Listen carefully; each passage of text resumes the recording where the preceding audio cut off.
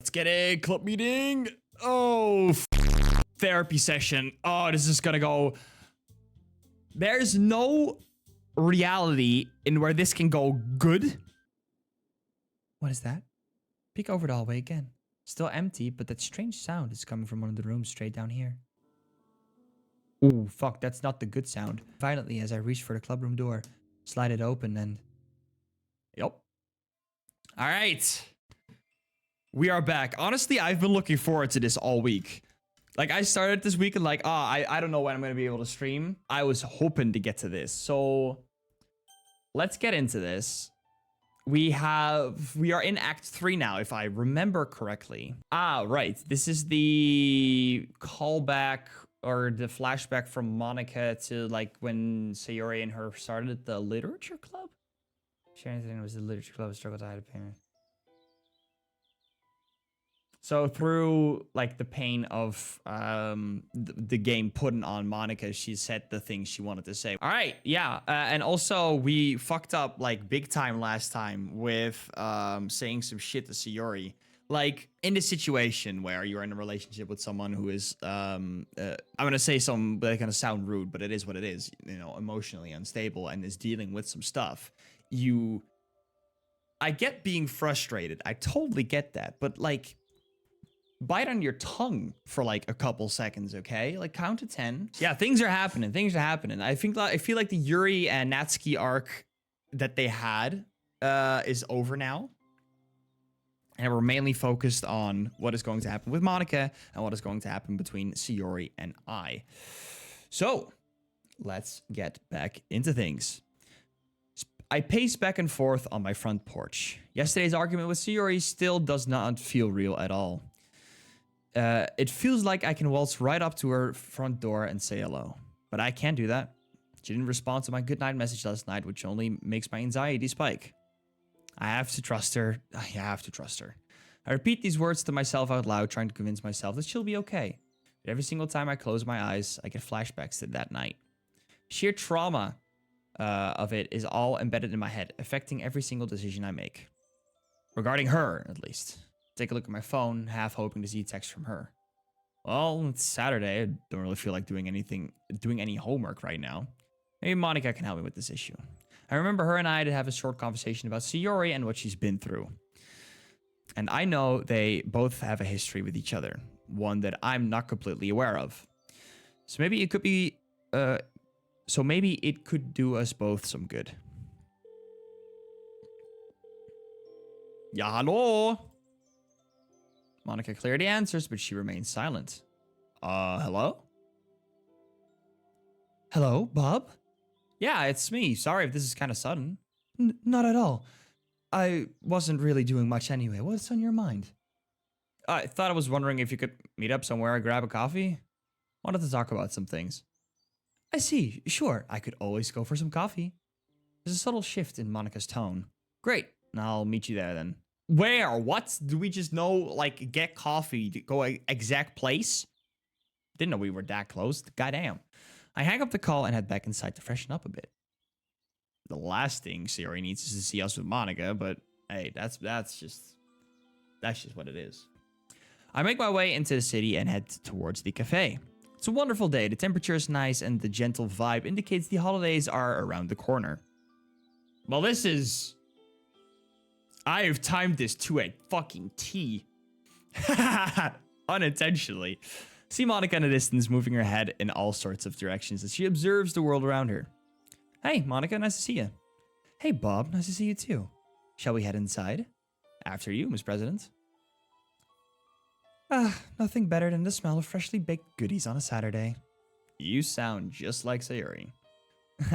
This pointing out smell of cookies make anybody Sayori now. Stay silent as I find myself only thinking about the weekend. I like to think that the weekend is just the artist. It has nothing to do with the days of the week, but just... Monica, I get in line and study the menu. So, what is it you wanted to talk about?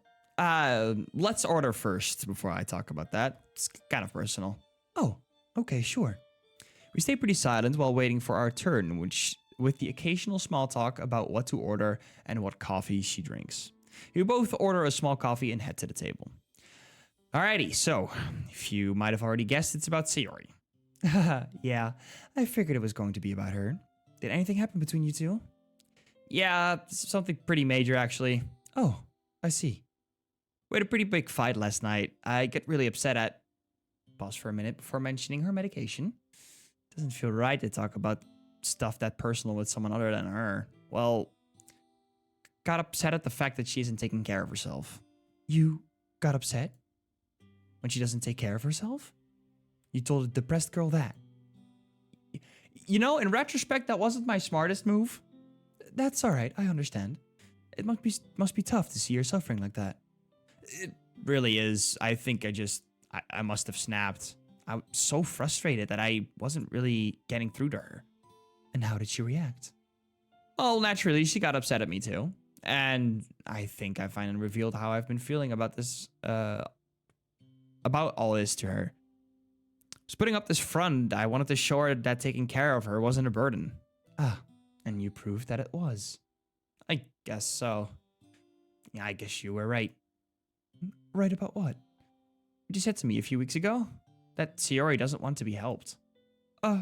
Well, that wasn't really right of me to say in hindsight. I've been going through some rough times myself. I think I was letting my frustrations out, and that wasn't right of me to do. Monica stays silent for a while. Would you mind if I talk to her about all of this? Place my hands on the table and begin to fidget her up my fingers. Fidget spinners! Is that a good idea? I mean, Monica and Sayori are close friends, right? But don't you think she'd be upset after getting into at you getting into her business, do you? I don't think so. Her and I used to be close after all. Used to? Yeah. That's another wound for another day. But I'd still like to try and see how much she means to you. I'll see if she's available to hang out tomorrow, and I'll let you know how things went. Is that okay? Alright. I trust you. Monica and I both take sips of our coffee at the same time. By the way, you must be looking tired. You've been looking more tired than usual lately. Is everything alright? Sorry, it's probably even rude of me to assume. Guess I'm just a little worried. Well, I guess I've just been letting my work pile up on me. But thanks for showing concern. I appreciate that. Of course. It's funny. I think I ever saw myself sitting here talking to you about Sayori and stuff. Oh? Why is that? It's kind of silly, really. The things you said about Sayori and what happened with Yuri did make me a bit hesitant to trust you. That being said, seeing how tired you are and all the stuff you've got going on, I understand. What? Yeah, it's kind of admirable, really, how much you seem to be trying to make up for things and your willingness to help me with Sayori. What do I? It's pretty obvious that you and Sayori haven't really been 100% with each other. Despite all that, you both still care for each other, at least from what I can see. So even if it sounds kind of dumb, I figured that you would understand where I'm coming from with all this. I see. Well, I'm glad you think that of me, Bob. I do understand how you're feeling. I really do. And I promise to do the best I can to help you and Sayori get back together. As friends first, of course. I don't want to jump the gun. Chuckle softly, look down at my coffee. Yeah, thanks, Monica. I appreciate it. We let the conversation drift to a more lighthearted topics as we finish our coffees. We don't really go back to the topic of Sayori. We mostly stick to stuff that revolve around school and the club. Throughout the conversation, Monica had noticeable long pauses in which she stared off into the distance or looked around the room, frantically as if she was looking for something. Didn't think to question that, though. Thanks again for coming out with me. I really needed it. Of course, we're friends after all. That's what we do. Yeah. See you around then. Monica waves goodbye and heads in the opposite direction. I make my trek back home and think about Sayori. Not really sure what I agreed to back there. Getting one of my friends involved in Sayori a nice drama, this definitely might not have been the best idea to go through with. Well, you already said some pretty horrible stuff, so getting a third party involved might not be the worst that can happen at the moment. With the good friends, I'd even go as far as to say they're even better friends than her and I are. But then there's that wound Monica brought up. Something happened between the two. Clearly not big enough for them to not be on speaking terms, but also not small enough to where they're still the same as friends they once were. Pull up my phone and open up Sayori's messages. Without thinking, I type, "You doing okay?" and hit send. You should definitely be thinking about that. You should not, when involving, like, important things, think about it. Because that text could mean a plethora of things and could do a whole lot of destruction that you did not intend. Stared at the message for a bit, contemplating why I bothered with this after the fight we had.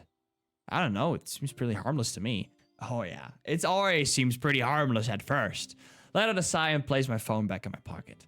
As much as the situation sucks, I've got to work on myself now. Even if things don't work out the way I'd like them to.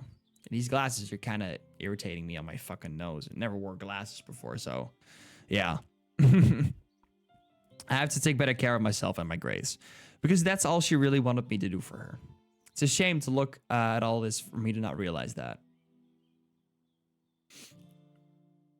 A few hours have gone by. In that time, I've contacted a few of my teachers to discuss makeup work, studied up for a few upcoming exams, and got various missing assignments completed. Huge. It's probably the hardest I've worked for anything school-related in a while. Sit back in my chair, let out a sigh. Pull out my phone, and oh, Siri responded. It's a simple thumbs up emoji in response to my previous question, but a response nonetheless.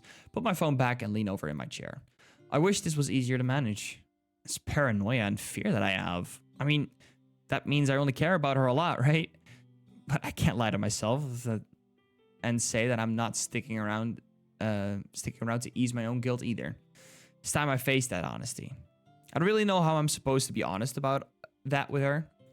But the way she's always on my mind, the way I've let myself go in order to make sure she's okay, even if the last thing she wanted me to do, I guess I'm only now starting to realize how early serious depression is. I've been an awful friend to her. Even after all this time, I've struggled to be that friend she sees me as. And I can't help but feel like this is a sign of that things aren't really going to work out between us. But I don't want to give up.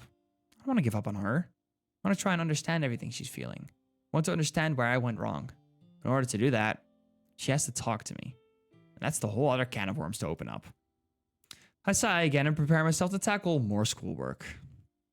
I hope this isn't the end for us, Siri. Well, only time will tell in that regard. Let me take off these glasses, because I'll put them up here. I don't know how long they'll stay up here, but at least I have clear vision now. I already have dyslexia. It's hard enough as it is for me to read, let alone have glasses on my head. All right, Monica POV, here we go again. Is this the day with Siri? I feel it. That same feeling. Ooh. Stumble over slightly, but quickly regain my bearings. That feeling. Something changes dramatically in the code during these moments, and I can never grasp what it is. But I have a much bigger concern now. Sayori. Today's the day I'm supposed to meet her at her house. I open up our messages from a few hours prior. Her messages seem cold and dry, which only worries me even more. Otherwise, she'd agree to meet up with me at her place. I place my fingers on my eyebrows and groan to myself. I shouldn't be worried. She said herself she'd like to be friends again after all. Look at my school bag resting on a chair across the room. Hydrate? I don't have water with me right now. I'm a terrible streamer, I know. Water will come later. Inside is that note she left me. That note is proof she's willing to try again, and that could be the last thing I need to save myself. She's a training percent, eh? Too bad, go get it. Nope. But even in my own mind, I'm growing increasingly disgusted with myself and the thoughts I'm having. Every ounce of my being wants this to be the solution to all my problems, and yet, I can't deny what my heart feels. I miss Sayori. I miss our friendship.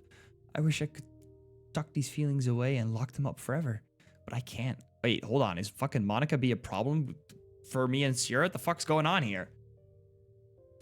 Sounds like she wants a piece of that Sayori cake as well. It's fucking weird. Before heading out, I decided to give Sayori a call, let her know I'm on my way. As my fingers hover over the call button, I begin to shiver. The ghastly memories of everything I've tried doing are flooding in. I wanted you gone. I needed you gone. Tears begin to well up. But I need you now. I hit call and slowly place the phone up to my ear. I take a deep breath and regain my composure. Hello? Very empty sounding Sayori answers the phone. Hey Sayori, I just wanted to call and see if we're still on for today. I was about to head out. She stays quiet for a few seconds. Sure. All right then, I'll see you there. Okay, bye. And just like that, the first phone call I've made to Shiori in a long time ends. This Bob situation must have really thrown her off the deep end. I wouldn't want something bad to happen to her. Even back then, I never truly wanted her to. I shake my head and head into the bathroom to get changed. I can no longer use the console to change my clothes, so the manual way will have to do. Yeah, imagine being human. Crazy. A short 10-minute trek, and I arrive in Shiori's neighborhood. From memory, I'm able to recall exactly where both Bob and Shiori live, despite never personally visiting either of them. Hopefully that's a detail Shiori can overlook. I reach Shiori's front door and knock gently. Good morning, Monica.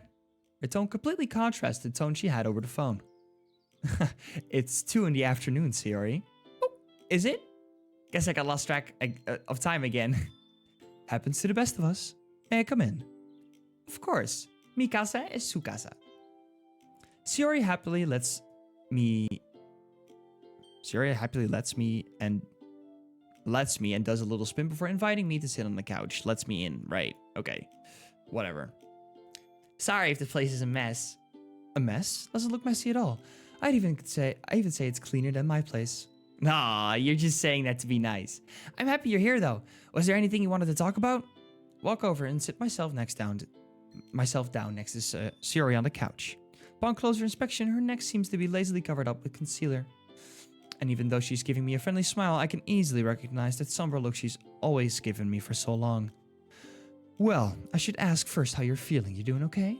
It's been quite some time since we've gotten together to talk like this. Yeah, it really has. I missed it. Been doing okay though. Just trying to get through each day little by little. That's good to hear. There isn't anything else you'd like to talk about? Nope. Shiori keeps on smiling, doing her best to hide the pain she's probably in at the moment. Listen, I wanted to talk about you and Bob. He came to me for advice, and I said I'd talk to you about this. I wanted to see you to succeed, and he really does seem to care about you. Did he tell you everything? Enough to know that you guys are having some trouble. We're all friends, and I want what's best for you both. Wait, what? That doesn't make any sense. What about what you told me in the club that day? Can I believe what you're saying when you told me that Bob didn't love me? I feel my face turn red and my palms sweat. Oh, fuck, Sayori's going there. Sayori is going there. I subconsciously cross my legs and feel my heartbeat extremely fast and hard. Sayori doesn't seem upset in the slightest. Her look of innocence and slight confusion is hitting me in my core. I wanted to run. I don't want to face this anymore. Sorry, I didn't really mean to bring that up. It just came out. You're right, anyway. He basically told me himself. It was all out of pity. I showed him too much of my true self to him, and now I feel like I'm ruining his life just by being here. Sayori, I was going through a lot at that time. You didn't mean it. And I knew you were already going through something. I always knew. Just never really knew what. And after everything you told me, I figured I should just give you space. Look down at my knees. Maybe I did. At the time. I thought what I was saying was the right thing to say. I got too lost in my own head, my own goals. I grew resentful. Bitter. I don't think I can ever go into detail as to what was going on in my life. I wouldn't even know where to start if I did. But you were right. You were right about it all. Should have listened to you instead of being the selfish girl I've always been. Sayori, but it's okay. I still see you as one of my closest friends. I trust you. Even though I did drift away from you a bit after that day, I still consider you one of my bestest friends. How can you? How can I not? We have all things that makes us act irrationally. Or some things we say. Sometimes we say things we don't mean, when deep down we really don't. Even if I don't fully know what it is you're going through, I completely understand. My lips begin to quiver as my true feelings begin to seep through the cracks. Who am I even kidding anymore? Who am I trying to fool at this point? Sayori, look up at Sayori, who seems shocked at my current expression. You have no idea how difficult it is for me to believe anything you say. I figured you'd say that. Way back when we first met, you started showing signs of that. Always lost in your own mind. You used to be different. You were there for me, you wanted what was best for the club. You changed once Bob got involved. But I understand you. I know what it's like to not believe what anybody tells me. The voice in my head is a lot more convincing. Is that what happened between you and Bob? Did you guys have a fight about that? Yeah. I said some things I didn't mean, even if I did mean them in the moment. Part of me wishes I could take it all back. But I know that Bob and I probably aren't ever going to work out if the way I wanted us to. I should apologize for not listening to you back then. I'm still pretty selfish. Sayori, I don't want you to give up. You two have proven a lot to me, and I'm ready to admit I was wrong. What I'd like for you to do now is talk to me. I want to know how you're feeling. I want to help you to get through this. Part of me wants to believe you. I'm sure you already know. It's very hard for me to do that. Slowly nod to show my understanding. I keep thinking to myself that me and Bob weren't meant to work out. I can't just erase what I did. I can't erase all the trouble I've put on him. It doesn't feel right to put in all that extra weight on him. So, even when you say you didn't mean any of the things you said to me before, you were right about it all in the end. Sarah looks at me with much sincerity that's proof she's completely sure of the words she's saying. In her mind, she thinks that this is over. Her and Bob aren't going to work out. Her darkness in my mind is ecstatic over this idea. Slightly wave a few of my fingers in the air. I hear you. That's all I really know what to say here. But I promise you that I hear and understand what you're saying. She smiles slightly. I know I'm making this difficult. One of the few things I do best. What I don't understand is, why does my heart want something completely different from what I'm thinking? What does your heart want?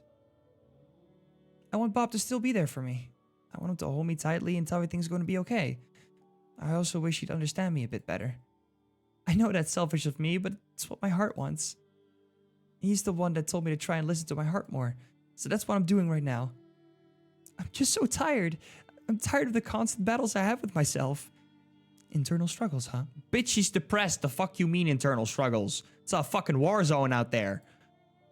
She nods. Can't really say I know how to help with that. Got quite a few of those myself. They seem to be affecting you. So you try so hard to hide it, but it really seems to be putting a lot of stress on your shoulders. Can't help but chuckle a bit at the realization that Sierra's basically been seeing right through me without noticing. You hide things too, you know. That's only because I've already hurt everyone so much with what I've done. I'm trying so hard to make up for all of it.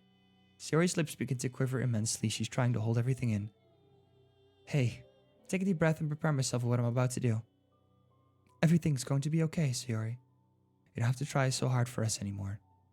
Flashes of my previous states of minds begin to rush through my head. Memories of everything I wanted to do to this girl. Let it out. I'm right here. I hesitate slightly before opening up my arms and inviting her for a hug. Boah. I jolt as Sierra lets down a loud cry and embraces me. I can feel everything. Slowly wrap my arms around her, letting her tears soak into my clothes. I close my eyes and wave my fingers in the air once again. Frustration and fear begin to build up inside. Does the game think I'm not sincere enough? Or is it possible that my fate was sealed the moment my epiphany struck? I gently rub Sierra's back. I know I'm not being manipulative here. I really do care about this girl.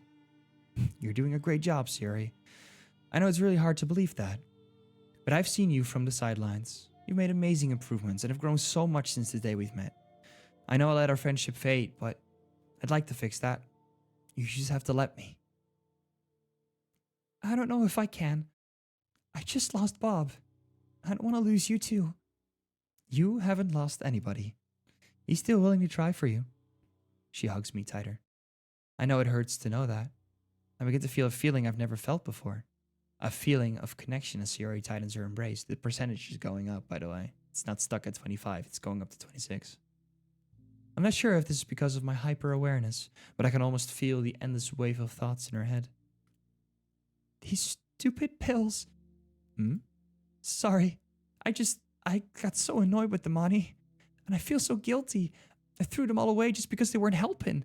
Every single time I took them, every single time Bob brought them up, it was a reminder of what I did to myself and what I did to everyone. And I'm so stupid for letting them fight out. I just wish I had some magical button that could make me feel better.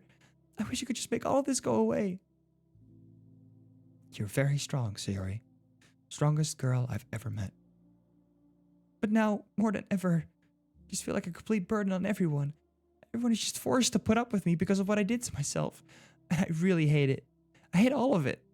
Sayori's voice is quivering and shaking violently as she speaks, struggling to hold in the overwhelming emotions she's kept bottled up for so long. I don't want to have these thoughts. I don't. But now you're here, putting up with my crap like Bob is. Composure is all but present. And as the number increases, I'm beginning to lose mine. Take a deep breath and hide the console from view to avoid the harsh reality of my situation, even just for a moment. Because it is this moment, for the first time since she's walked through those doors, that I want to be there for her. I'm not just putting up with you, nor is anybody, not Natsuki, not Yuri, nor Bob. We're just being your friends. I can't just make these thoughts go away, trust me. What I can do is assure you that you don't have to face these internal battles by yourself. I may have done a horrible job at showing it at the beginning, but I want you to know that you really mean a lot to me and to everyone else in the club. Without you, things wouldn't have been the same. You brought happiness to the club, and you still do. Was that one of your favorite things to do? Feel her slowly nod. Sayori and I continue sharing our embrace. I'll let out a few tears myself, making sure to control my breathing. The harsh reality of all of this is, deep down, I know I'm still doing this for myself. Can't ignore my own instincts. Trying to do everything so I can stop the reset, even if it means letting go of my defenses and showing my true feelings. Sayori was, and is, my first true friend in this world. Feeling of warmth and connection with another person starts to hammer itself in my mind. I smile and hug Sayori tightly, trying to make the hug last for as long as I can. Sayori suddenly giggles. I guess this is the power of hug energy. Smile pats Sayori's back. You said it. Good scene, huge. Big stretch. Blech. After a few more minutes, we both decided that our conversation is over for today. Still, I never really felt ready to fully face my previous mental states. Guess I'm just afraid of taking all of that at face value. Even just thinking about it starts to sicken me to my stomach. More so knowing that it's still there, welling up deep inside. It's only bad because if presented with an opportunity to turn things into my favor, would I take it? Sayori and I both walk outside. Oh, burp, my bad. Both walk outside and take a moment to breathe in some fresh air. So, Mani, huh? Don't think you've called me that in a while. It slips out from time to time. Well, it's nice to hear. I'm glad you think so. Thanks for coming over to see me, by the way. Of course. We should try and do this more often. I think I'd like that. By the way, I have an idea for what we can do in the club meeting this week. I'm sure you'll love it. Oh? Alright, let's hear it then. I want to keep it a secret. I want to hear how the whole club reacts to it. Oh, a surprise club activity. I'm down. I guess that means that you or Bob are still going to show up. I don't know about that. Like for him too, but I'd understand if you needed some time away from it. And what about you? Don't you need a break? Nope. I like to get back. I'd like for things to try to go back to the way they used to be. Don't worry about Bob and me. I think I can try to talk to him when I'm ready. All right then. I'll see you tomorrow. Just text me if you need anything. Bye, Monica. Sayori does a happy little wave and heads back inside. I take a moment to observe my surroundings again, taking in the still unfamiliar feeling of the outside world. My heart sinks a bit as I remember the reset process hasn't stopped, not even for a bit. I don't even want to look where it is at now. The only thing that's really beginning to set in is the reality of the situation. This is, of course, assuming a reset means my memories are wiped, or if I'm deleted from this world altogether. See, that's what I've been wondering as well since this whole spiel started. Is this a complete wipe of her memories, or... Well, I wasn't thinking of the deletion of from this world altogether. I was more so thinking taking away her self-awareness or just completely wiping her memories, just start over. Either way, it doesn't sound good. That's a statement. Slowly make my way back home, telling myself that maybe, just maybe, this world would be better off without me anyway. Uh-oh. Uh-oh. I don't see an end in sight. I thought, oh no. All right, back at it at the cafeteria. I look around a bit aimlessly, realizing I don't have any proper place to sit. There are a couple of guys I know from class that sit together as a group, but even though time has passed into school year, I don't really want to shoehorn myself into their group for no reason. Just being a wuss about this stuff, though. Because Sierra is sitting at our usual table all by herself, picking away at her food and barely eating. Ah, to hell with it. It's the worst that can happen. She tells me to leave. Slowly make my way over to Sierra's table. With each step I take becoming increasingly difficult to carry out. She spots me coming over her way and immediately looks back down at her food. Hey, Siri. She turns to look at me, trying her best to look slightly surprised. Hey, Bob. You mind if I sit here? Siri blinks at me a few times. It's almost like I see her brain process what I just asked. Sure. She smiles, which eases my worries instantly. Well, most of them anyway. Set myself down on a seat across from her as she returns to picking at her food. What you got there? Me? Just some food. Yeah, no duh. She stays silent and returns to her plate. This is harder than I thought. This is not exactly the silent treatment, but I'd argue that what she's doing now is way worse. I assume now there isn't really the right time to talk about that. I don't know if I'm ready to face that right now. Right. I understand. We could just enjoy each other's company for now then. Is that alright? She only nods in response. I let out a soft sigh of relief and get ready to eat. Sierra and I don't really say much to each other throughout the lunch period. Minus a few questions like, how was your weekend? Or did you finish your homework? Hey, will you be at the club meeting today? Yeah, of course. Why would I not be there? Okay, just checking. I'm assuming she probably thinks I will be going after what happened. Even before seeing her today, I knew that I wouldn't miss the club, even if it ends up being a bit awkward. I know I shouldn't rush Siri into things, but I would love to get things off my chest now. Maybe this rough spot is exactly what I need to push me in the right direction. Hey guys, how are your weekends? Hey Natsuki, my weekend was great. What about yours? Siri's entire demeanor changes as soon as Natsuki shows up. Not exactly opposed to this though. Having everyone in the club know about Siri and I's drama isn't what I need right now. Siri probably feels the exact way. Was okay. I really need to get out of my house a little more. My dad can be really exhausting sometimes. Aw, you want to hang out after the club meeting? I could use a little break too. Sure, it sounds fun. We don't really get to hang out much. It's nice to see Siri take a little bit of initiative here. Her willing to hang out with other people instead of keeping to herself is a good sign. Speaking of the club, what do you think of the book we chose? Monica said she were going to provide them for us, right? Yep, it's the book called Truman's Story. Great, I'll see you two at the club then. I promised Yuri I'd meet up with her for lunch at the library, so that's where I'll be going. Okay, see you later then. Nice to see she's trying to hang out with some other friends now, don't you think? Yeah, I'm glad to see that too.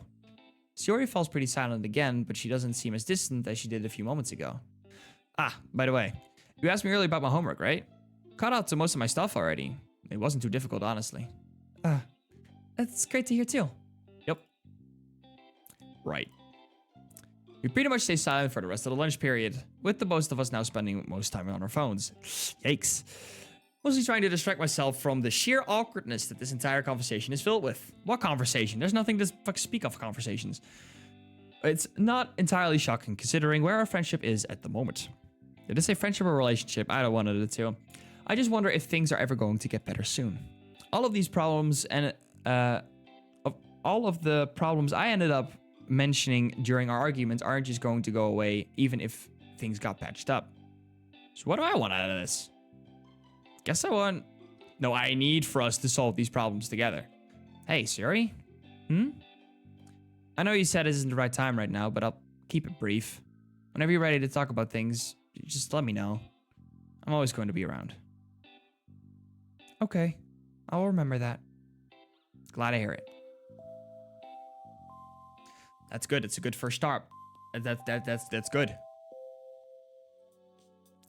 I walk into the room just as Monica places all the books down on the desk. At the same time, Natsuki, Yuri, and Shiori all walk in together. Oh, hey, everyone is here at the same time for once. Yeah, I guess everyone's excited to get reading.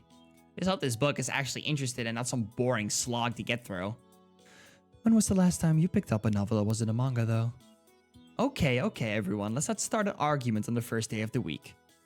Hey, we aren't fighting, Monica. Haven't you already gotten used to our friendly banter? Right.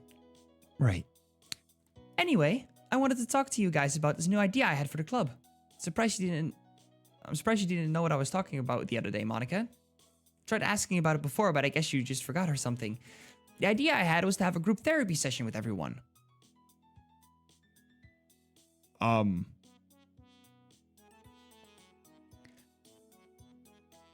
just gonna keep my thoughts to myself and let the fucking text do its thing. Oh, yeah. I remember you mentioning something like that to me a while ago. I don't see why not. What do everyone else think? Everyone's just straight on board. How? Isn't that... I mean, I guess at this point we've become close enough with everyone as it is. As much as we can at this point. Well, me and Sierra have been further apart than we've ever been, but... I think, yeah, I'll think about it. I think it's a wonderful idea. They say the best form of stress relief is talking things out with people you trust. And I do trust you guys, after all. Monica smiles slightly. I can imagine she has a lot on her mind to share as well, considering everything that's happened over the last month or so. So I wonder if this is going to come down to Monica actually confessing that she knows this is a game, or something else is going to happen, because I don't know. Interesting to see. I think that sounds great, Siri. I think it would really help to get things off our chest. Yeah. How does tomorrow sound? And remember, the club is a safe space for everyone. You guys can share anything you feel like, and none of it shall ever leave this room. Yeah, I love being able to help my friends. And I don't have to worry about sharing my awesome poems either. Sounds like a plan to me. They weren't terrible, Bob. It's probably the most emotion Siri has shown to me in the last few days. Guess I nearly forgot how passionate she is about poetry in general. I know you're just saying that to be nice, Siri. It's okay. Well, I don't think so. I think they're great poems because they're Bob poems. Well, can't argue with that logic. They are, in fact, poems that belong to me. He does bring up a good point, though. It can get pretty tough having to write poems all the time, even though the practice is good. Wouldn't be opposed to a day where we didn't have to worry about which poem to write next. It's settled then. We'll have a first group therapy session tomorrow. Be there or be square. Sounds good. And now back to the book we decided on. Monica hands each of us a book we chose. Truman's Story, following the adventures of a man who has had the entire life documented from the very moment he was born. The synopsis read. Seems interesting enough. So, this isn't like a school assignment or anything like that, is it? Oh, no. This is all just for fun. We all agree to read up on a certain chapter, then we discuss our thoughts on it once we all get here.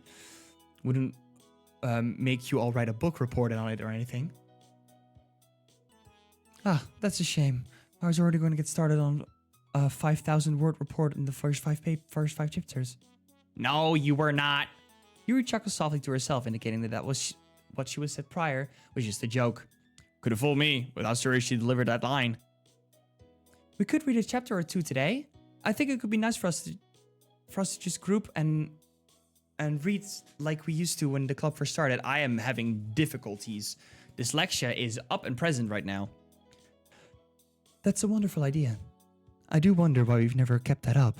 We had one reading session at the beginning, but things did get a bit more chaotic when Bob joined. Hey. Leave me out of this. It's not like your fault or anything. I didn't mean it like that. It didn't take it that way, don't worry. I did. Sure, being the only guy in the club shook up some previous dynamic you all had going. Yeah, it sure was fun, though. And you did bring up a good point, Yuri. We only ever had one group reading session at the very start. I missed those. They were always very relaxing. Well, what are we waiting for? Let's get started. Wait for me. In a flash, both Shiori and Natsuki take their seats in some desks and open up their books. I'll begin as well then. Monica, Bob, are you going to join us? Right behind you. Of course, I just need to get situated, but I'll join everyone in a bit. Yuri heads to a desk that says Natsuki, sits herself down and begins to read. I follow suit, taking the desk that isn't too far from Shiori's, but not too close either. Monica, on the other hand, heads to the front of the room to organize some papers. Let me put on some relaxing music for everyone. That way the room isn't painfully quiet. Listening to music while reading, I don't know. I don't think I can do that one. I look up from my book and take a quick glance around the room. Each of the girls are all deep within the pages of the novel. Each of their eyes moving from left to right, only ever pausing to turn the pages. Of course, the girl I'm obsessing over the most is Shiori, lies. She licks her finger every time she turns a page and seems to bite her lips every once in a while. I'm not sure how many chapters we're supposed to read right now, but I've already made it through the 5th chapter within 30 minutes. Not sure if that makes me fast or slow reader, but I seem to be ahead of everyone else. How? You are looking at how your crush bites her fucking lips while reading. That's... What? How does that work? The room is completely silent, minus the music that Monica decided to put on while we read. Notice Shiori lifts up her head and takes a quick glance at me before immediately returning to her book. I sigh through my nose and begin thinking about the past weekend again and how it all turned out. There's part of me that just wants us to go back to the way things were, the way things used to be. And I remember that the way things were probably wasn't the best kind of relationship to begin with. It feels awful to admit that to myself. Because after everything she's been through, I still couldn't keep my promise. Nah, it's just not true. It can't be. Why am I thinking like this? Like, this is the end of our friendship. Sure, it's a roadblock, but at the same time, wanting to keep on trying should mean something, right? Still want to be there for her and care for her like a true friend should. Like Yuri said, maintaining our friendship first is the priority here. I think today it was enough. I eased into things a bit. She told me when she wasn't ready to talk about it yet, and I have to be okay with that. I can't rush it. Shouldn't be worried because I can see it in her eyes. She still wants to be my friend. Yet the fear of losing her makes me incredibly nervous. Take a peek at Shiori again. She's deeply engaged in the novel again, smiling a few times at the lighthearted dialogue that the protagonist displays from within. At this point, I imagine Shiori traveled to that world, escaping this one and everything that holds her down. I have to understand. The pain that Shiori is going through isn't something that just disappears.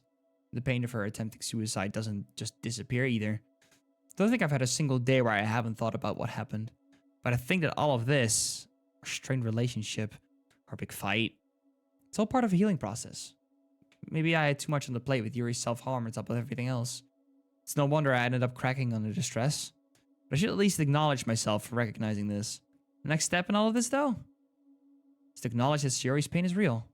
I've told myself that already in the past, but I don't think this was ever true. I was too obsessed with trying to understand every little thing that she felt. Got so lost that I should have just stopped and showed my compassion. Instead, I made her feel like I've been afraid of how to show her feelings around me.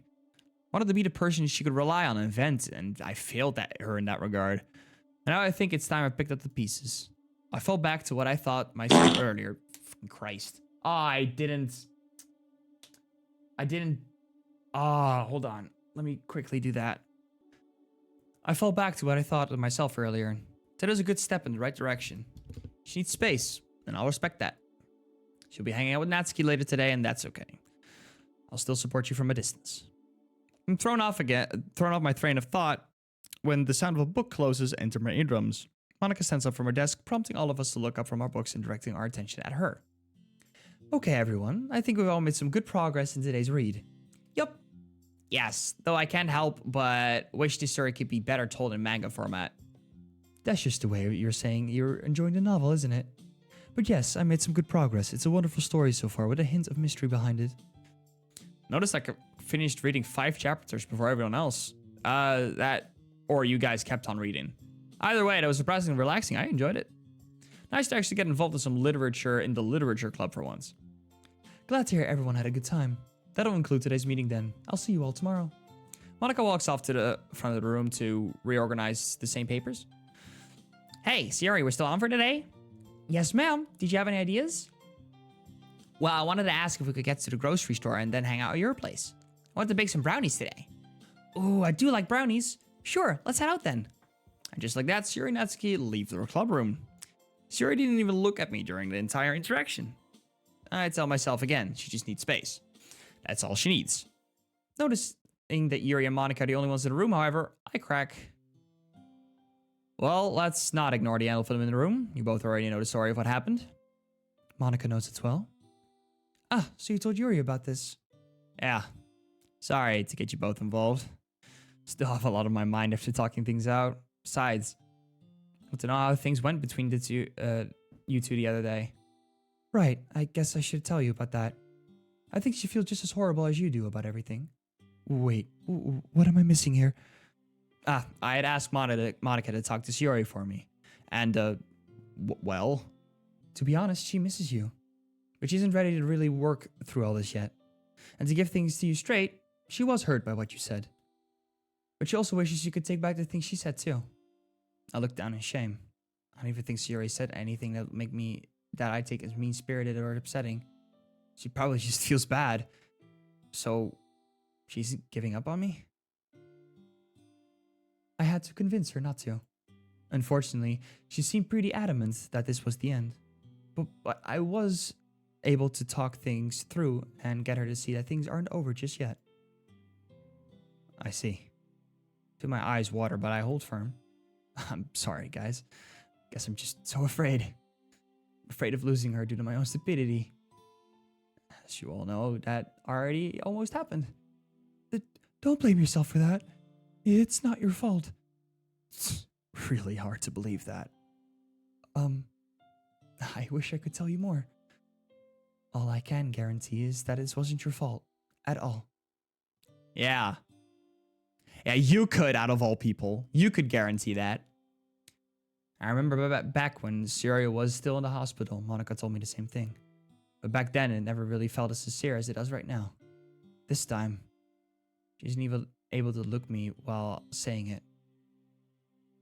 I'm guessing this has something to do with whatever it has happened between you two. Suddenly freezes up and looks directly at me. She told you? No, I don't think I'm supposed to know anything. It's just my assumptions. I see. I'm sorry, Bob. Can't really say anything unless I know Siri's okay with it. Right, no, it's okay. I understand. All I need to hear was that she isn't going to give up on me. Or, I guess a better way to put it, she isn't going to give up on us. I'm sorry you're feeling this way. But it's as I said last week. You have to give her the time and space she needs. Yeah, I know. It's hard. I feel myself learning from this as well. It made me realize I have to be watching out for myself just as much as I watch out for her. Scratch my head nervously. Why is that always so difficult? I think this just makes you a good person at heart. I think all of us struggle with loving and being kind to ourselves. I know I do. Yeah, it's pretty tough. But like I said, I think it's about time I changed things up and turned myself around. Just needed to get this out there with you guys. It's hard to keep this in, to be honest. I don't know how to appropriate this is going to be to bring up the group therapy session tomorrow. Well, you never know. Maybe she'll feel comfortable enough to tell us all about it. Maybe. It's a bit nerve-wracking for me. Guess it's only because I could potentially be facing some things that I've kept tucked away for so long. I get that.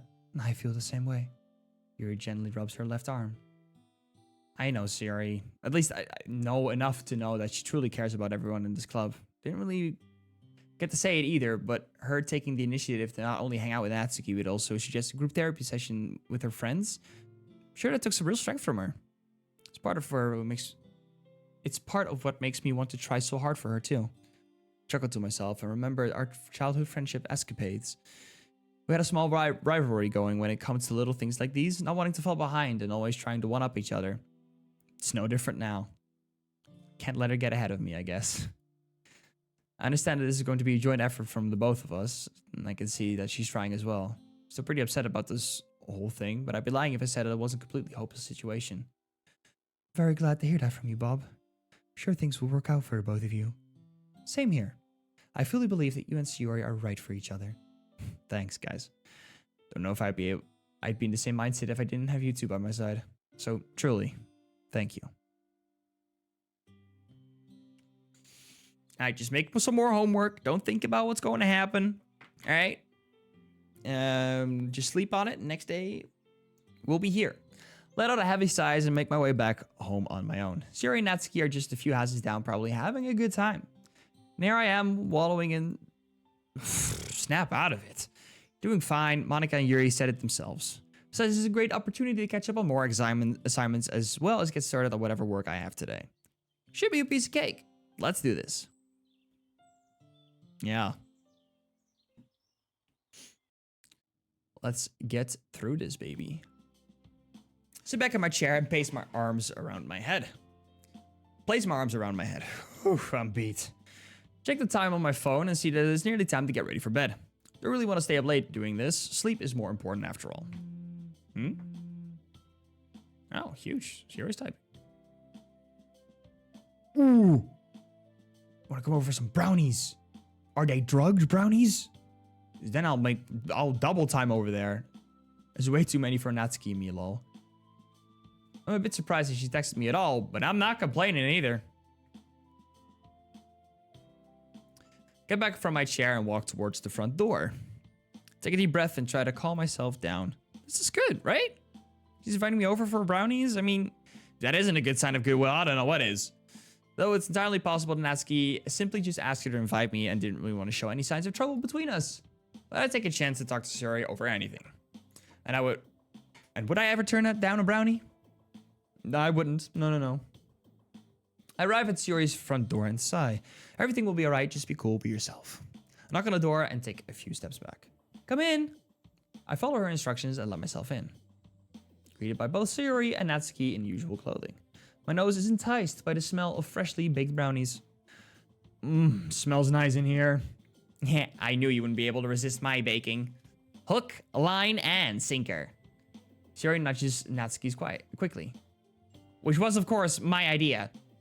Ah. Someone say drugs.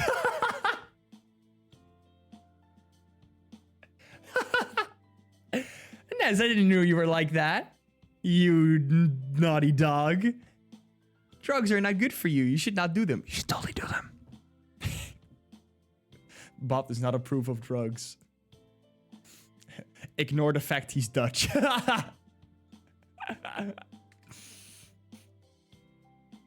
So it was Sayori's idea for Natsuki to ask her in the club to hang out and make brownies and then invite... Dude, this is an elaborate fucking scheme right here. So let's stop messing around and grab some, shall we? Okay. Walk over to the kitchen table where brownies are stacked up neatly on a plate. I grab a napkin and set a brownie on top of it. If this is really set up, Natsuki's gonna leave early. Awesome, they're still warm. Sayori and Natsuki follow suit. Well, of course, there's no better time to eat a brownie. I heard that you can get sick if you eat brownies straight out of the oven. Nah, that's just a myth. Although I could see it happening if you go into this thinking it will hurt your stomach. Even if it were true, I wouldn't let that stop me. Take another bite out of the brownie and enjoy the pure chocolatey bliss. The three of us walk back towards Suri's living room and sit ourselves down on the couch. That would be... If I mess up names now, if we get some more intimate time, I might have to, like, train on that, because, oh boy, don't want to have that happen. I decide to take the couch in front of the window, whilst Natsuki and Suri both sit down on the couch towards the middle of the room. So, what'd you guys do today? Nothing much, just a bit of grocery shopping and stuff. Yup, probably sounds a bit boring, but I had lots of fun. It's great to hear, Suri. I'm glad to see you're doing well. She gives me a soft but sad-looking smile. Hey, Natsuki, was wondering, you're the baking expert in the club, so just wanted to ask you which do you think is better, brownies made from scratch or brownies made from the box? Oh, that's easy, from the box. Well, this is only because it's more cost effective.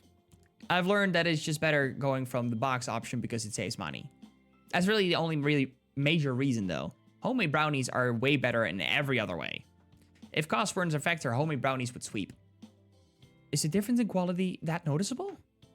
Yeah, it is. They're so good they'll make the boxed ones taste worse in comparison. Again, it's all down to cost effectiveness. Nobody's ever going to turn down a brownie regardless if it's homemade or not. So I don't really stress much about it. Jesus Christ. Interesting. Guess you've always come across as some kind of baker puritan or something like that. Well, a true connoisseur would know all the various ways to bake something and which would be most efficient way to do so. Right. Guess that makes sense. Conversation dies off as we all focus on finishing up our treats. Can't help but feel like I'm doing something wrong by not talking to Sayori, though. I had a thought that easygoing and lighthearted conversation would be totally fine. But I feel like that's just the way to dodge the true matter at hand. And if that were the case, would it be a bad thing if I did? So, how'd you two meet? Oh, I can answer this one. Natsuki was one of the last members to join the club. I remember the day she walked in like it was yesterday. As soon as she walked in, it was almost like the entire club room filled with the cutest, most adorable energy you could ever hope to find in the club room. Well, I wouldn't really say it went down like that. I had a pretty easy time joining the club. I will say though, in hindsight, everything seemed a little rushed. Yeah, it really did. Rushed? Rushed how? Well, rushed as in it seemed like Monica was trying to get 4 members as quick as possible. The club was still very fun and relaxing, but it started to seem like she was losing track of that initial goals of hers. Huh. I see. Yeah, now that you mention it, she did seem like she was in a hurry. I get that she's a popular girl and all, but if I remember correctly, she left the debate club in order to dedicate her full attention to the literature club. As soon as I joined, meetings got shorter or straight up got canceled. Didn't really give us any of a chance to really get to know each other. We still had daily meetings, and Monica still seemed to give her to give it her all. The meetings just didn't last long. I would have liked them to. That was also around the time Monica and I began to slowly drift apart as friends. It just suddenly happened. And then you showed up. Placed my hands in the air to show my innocence. Yeah, I'm not accusing you of anything. Trying to pinpoint the time where Monica's behavior changed. Siri shakes her head. Can't help but wonder how things would have been if you just had more time to really get closer to one another. But that's not what the conversation topic is. You wanted to know how Natsuki and I met, right? Ah, right, sorry. Let's see. Well, when I first joined the club, I thought Syria was the president with how upfront she was. She was extremely welcoming, and when I talked about my manga, she was even more interested in me. One particular interaction I remember is Sayori showing me some interest in manga, but not knowing where to start. Oh yeah, the donut! Food is better than the DDLC. I mean, it is, I can't live off of DDLC, even though I would really want to, so, I will not purge you for stating the truth, Nez. But you're on thin ice, brother. What? What donut? I'm a donut, remember? Oh, I mean, I have the attention span of a donut. Oh, the donut. Sayori and Natsuki both giggled loudly, leaving me in the dark. I don't get it. What's the donut? Oh, nothing. Just some insiders Sayori and I have. Yeah, it was when Natsuki was helping me pick out some manga to read. We were going to read together, but Monica ended up meeting early, so we didn't really get to talk much about it. She just gave me some suggestions. Yeah, but you know what? Kinda glad that happened. Not trying to sound rude or anything. Just think I thought Sayori was just a little too pushy with things. Sort of like how things turned out last week when you confronted me about my other friends. But Natsuki suddenly pauses. Still not good at this friend stuff. What I'm trying to say is I've learned a lot about myself. Like more than I ever thought I could. So even if things didn't turn out the way we would have liked, still glad things are the way they are now. I'm glad too.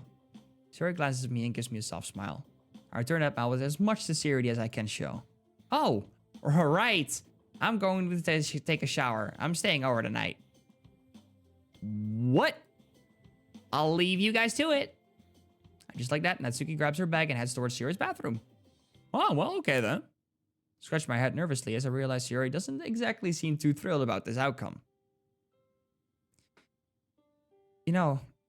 I told myself that I would be ready to talk tonight, but when the moment actually came...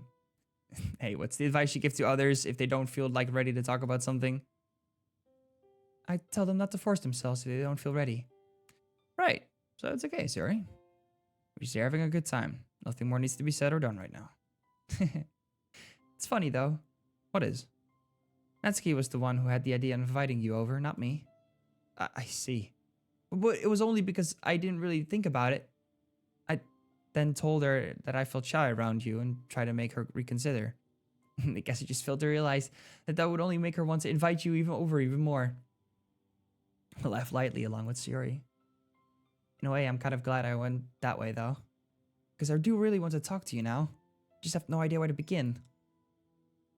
I'll start by first apologizing to you. Said some things that I didn't mean that night. You don't ever have to forgive me for that. I said was just results of my frustrations with not understanding how you really felt. And that's not your fault. I'm sorry too, because I also said some mean things. I didn't mean to kick you out or say things that make you mad. I got frustrated too. And I want to apologize for that. Got up from my couch and switched over to the other, sitting closer to her. I think we both needed to come to a conclusion here.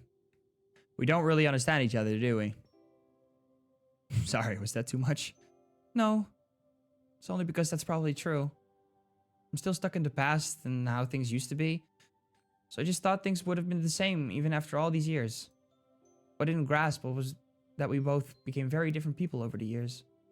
Never wanted to face the reality that I was no longer fit to be your best friend. Look away for a short moment to think about these words. It's true, isn't it? You're right that we've both changed over the years. I don't think that means that you're unfit to be my best friend. Still consider you to be my best friend, regardless of everything that's happened. I do too. Move a bit closer to Shiori to try to find the right words to say next. With all that being said, I wouldn't mind if we tried again. What do you mean?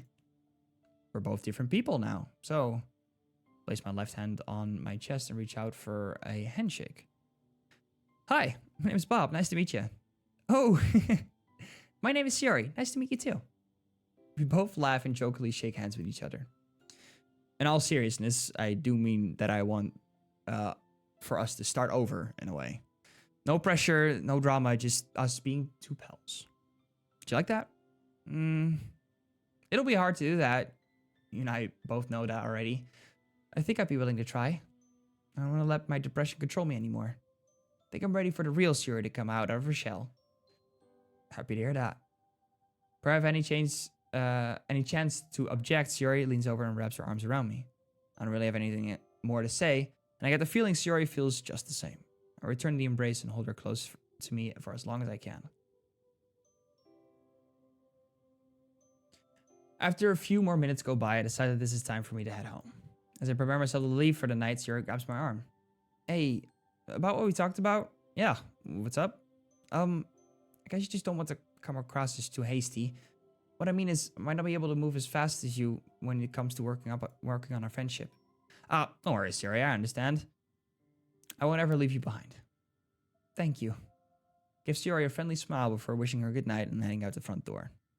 As soon as the door closes behind me, I take a few steps forward, let out a huge sigh as if I had been holding my breath through the entire time I was there.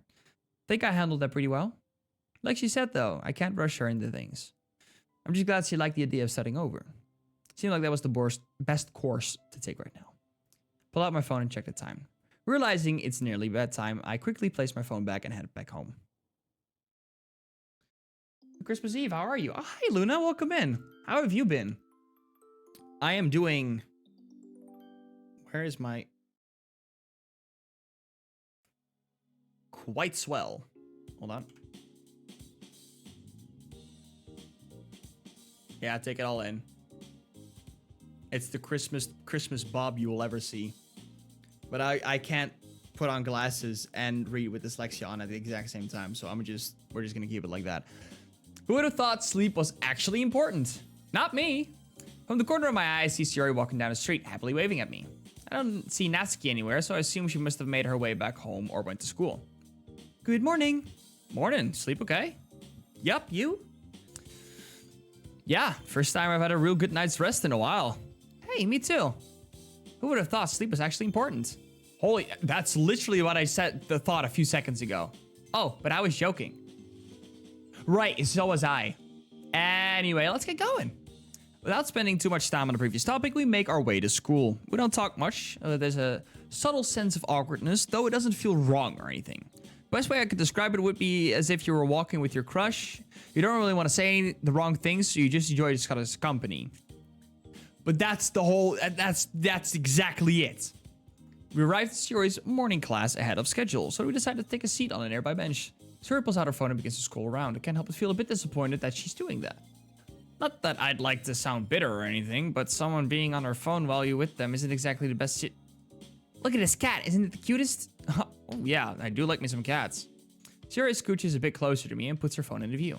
Something you want to show me? No, nothing in particular. Just didn't want to leave you feeling left out. Ah, makes sense. Siri continuously scrolling past various funny videos, cat pictures, and some random inspiring quotes plastered on some nice backgrounds. Yeah, that's TikTok and YouTube Shorts and Instagram Reels for you. Notably, she doesn't really seem to have much else on her feed. Wait, what was that one? Siri scrolled back up to a funny image that makes her chuckle out loud. How could you miss that one? I really didn't find that funny. I can tell when something isn't that funny, so I just skip over it. Fair. I guess the things I find funny might be different from yours. True. Let me show you a funny picture real quick. I thought it was hilarious, but maybe you won't. Siri spends a few seconds looking for the image. Here, take a look at this one. Siri shows me an image of a 4-panel comic. The main punchline of the joke was a man wearing a shirt saying, "I help blind kids," only for him to be shown pouring bleach into kids' eyes. Oh, jeez, that's dark, but I smiled anyway. That's a bad thing, isn't it? Ah, so you did find it funny. And no, I don't think it's bad. The joke is clever and dark, but I mostly laugh at the clever aspect. I'll give you that. It was pretty funny. You never struck me as a type to appreciate darker humor like that. You think so? That's pretty neat. That's our cue. Siri and I both get up from a stretch a bit when Siri's letting out a loud yawn as she does so. Sleepy? Nah, this class is just so boring. I get sleepy just thinking about it. Well, don't fall asleep in class. You don't want to end up like me. Siri gives me a friendly punch in my arm before ending into class. Too soon? I only scratch my head as I head towards my own class. Let's get a club meeting. Oh, fuck. Therapy session. Oh, this is gonna go. There's no reality in where this can go good. This can either completely destroy everything we've worked towards with Sayuri and with Monica, or just destroy them individually, or just do nothing. It'll just state the obvious and then go. I don't know about this one. I really don't. The rest of the school day passes by pretty uneventfully.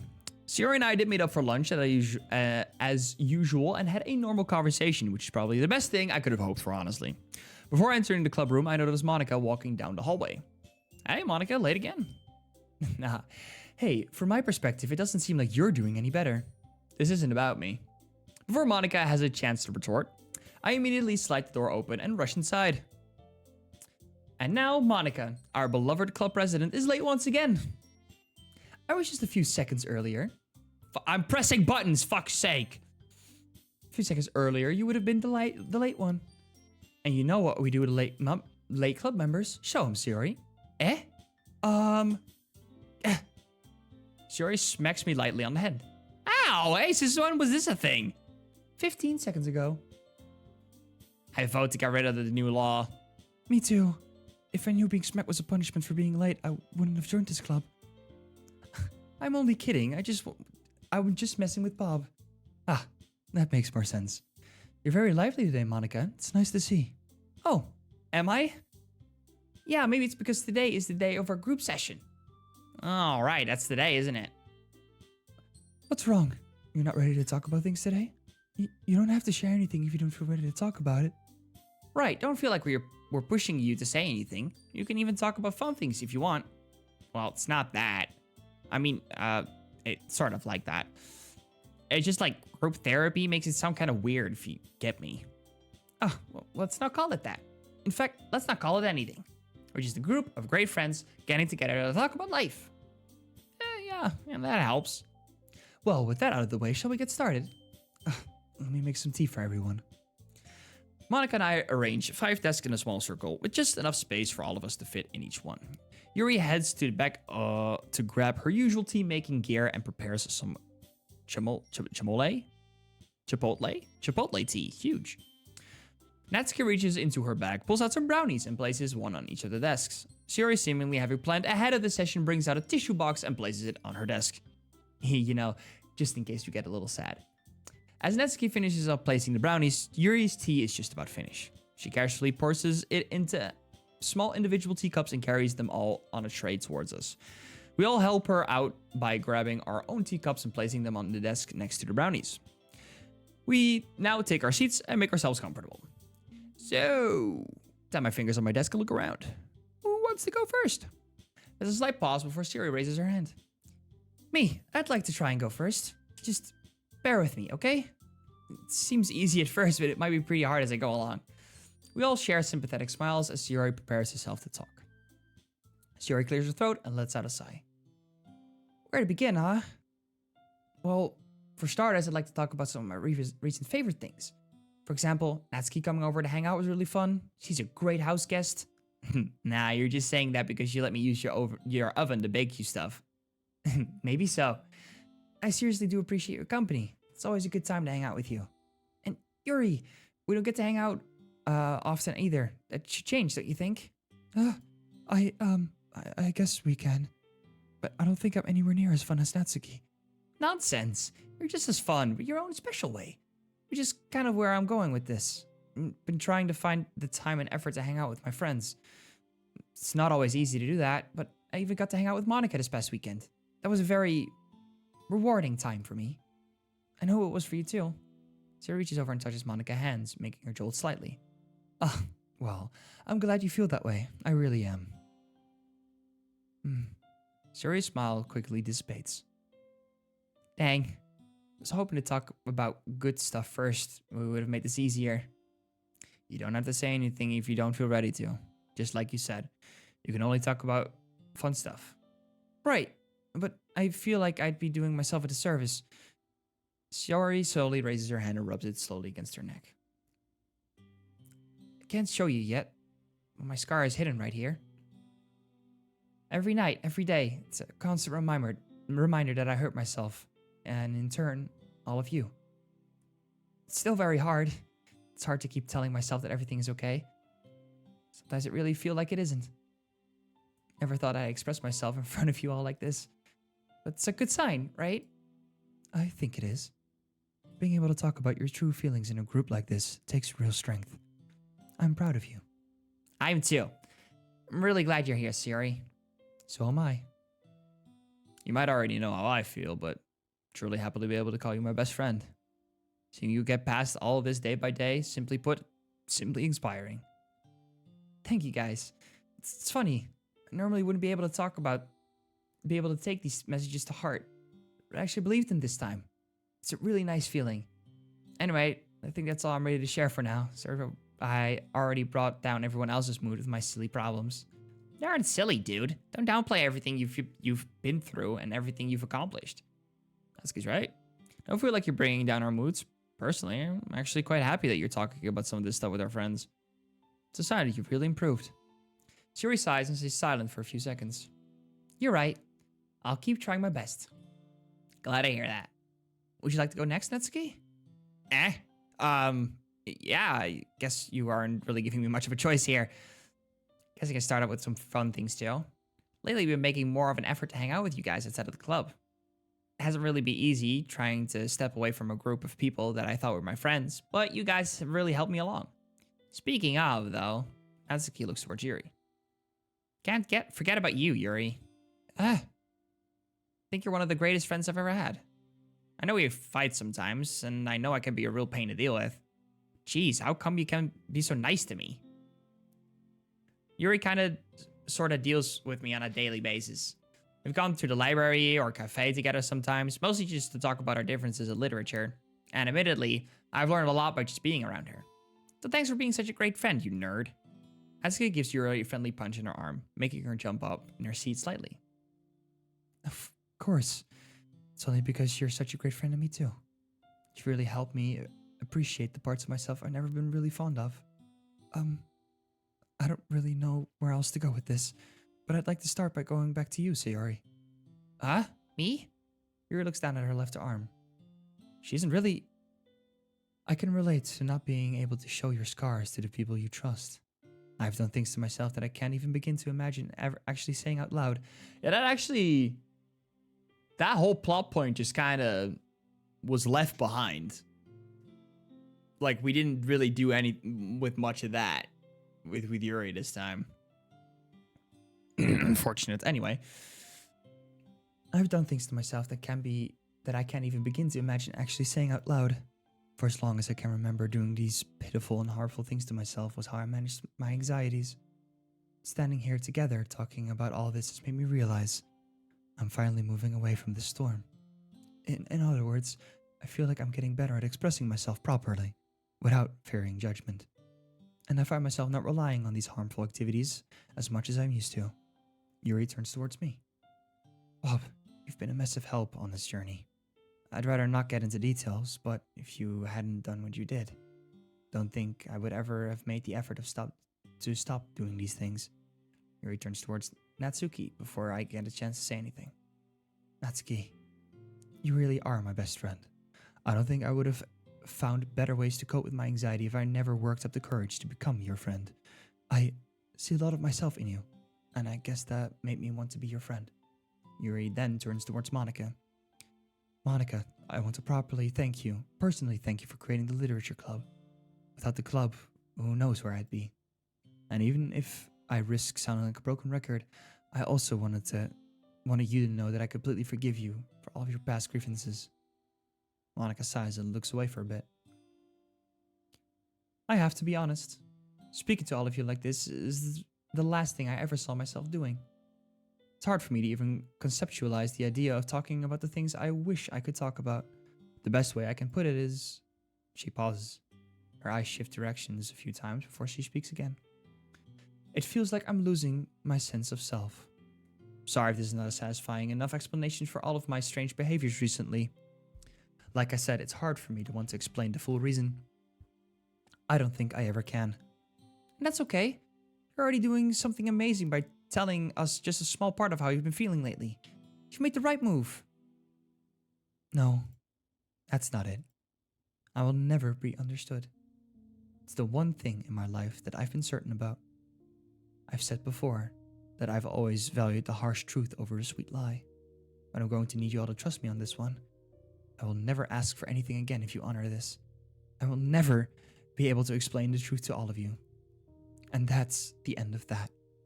The entire room remains incredibly still. It feels like Monica dropped a major bombshell right on top of us, yet there really isn't anything concrete to actually think about. Siri places her hand on Monica's shoulders.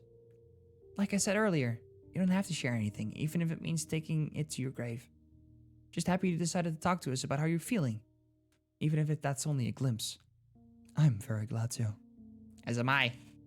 Even if we won't know the full story, it's really nice to know the reasons behind some of your weird decisions. And I'm sure I speak for everyone when I say we'll all be here for you. Absolutely. We've all got things hidden away in our head that we can never talk about out loud. It's kind of what makes us all human. Got your back. Nothing will change that. Monica looks away from the group and stays quiet for a while. This is quite the while. Monica slightly waves her fingers and sighs. Thanks for listening, guys. And just like that, Monica seems just about done with talking. Guess it's my turn. Don't really have anything specific to talk about either. At least nothing I'd be ready for anyway. But I can start by saying that this semester has been, pause for once. I pause for a moment once I look into Suri's eyes. She seems to glisten as she waits to hear what I have to say, and follows that up with a warm and encouraging smile. Guess this time I bit the bullet on this one. It's been very stressful. Probably the most stressful semester I've had in my entire high school career. I'm sure I don't really need to get into all the details, but one thing we can all relate is the amount of work that's been piling on us. Not to mention we're graduating soon, so the motivation to continue pulling through isn't as high as it used to be. That's very true. I agree. I find it difficult to work on these assignments knowing I'll probably graduate without having to do them. But it feels wrong not to do them, if that makes any sense. Right. But the difference is my grades are not very good. Don't feel bad or anything. It's 100% on me, and I'm already improving quite a bit in some classes. Well, you're no dummy. Academically, at least. What I mean is that you've always come across as one of those guys who's secretly super smart, but it's just lazy? Yeah, exactly. Right, normally I deny that you're both right. I am a pretty lazy guy, and I'm not sure that'll ever change. But I'm seeing improvements, so that's good for some, right? I'm sure things will turn out well for you in all aspects of life, not just school. Thanks, guys. Huh, this group talk stuff's pretty neat. I knew it was a good idea. Thank you for letting us do this today, Monica. Oh, of course. I thought it was a great idea too. Keeping things inside your head for so long can really be overwhelming, you know? I feel like I was just one club meeting away from snapping. Monica smiles warmly for the first time since we sat down, completely contrasting what she just said out loud. I only share a few concerned glances with the others before clearing my throat awkwardly. Well, I am also burping. That's crazy. Sorry, girls. It's almost time to go. Let's fix up these tests before we leave. Not much else is said between the five of us outside of a few jokes about Yuri's unexpected strength while lifting the desks or Sayori wanting to take the uneaten snacks. This really was a nice thing to do, though. I think I'd be down for more days like this where we just talk. Calling it group therapy does feel a bit superfluous, but I'm not really sure what else you'd call it. Once we finish resetting the class, we all say goodbye and I head home with Sayori for the first time since last week. Okay, actually, not that bad. We are definitely on the recovery arc. That's for damn sure.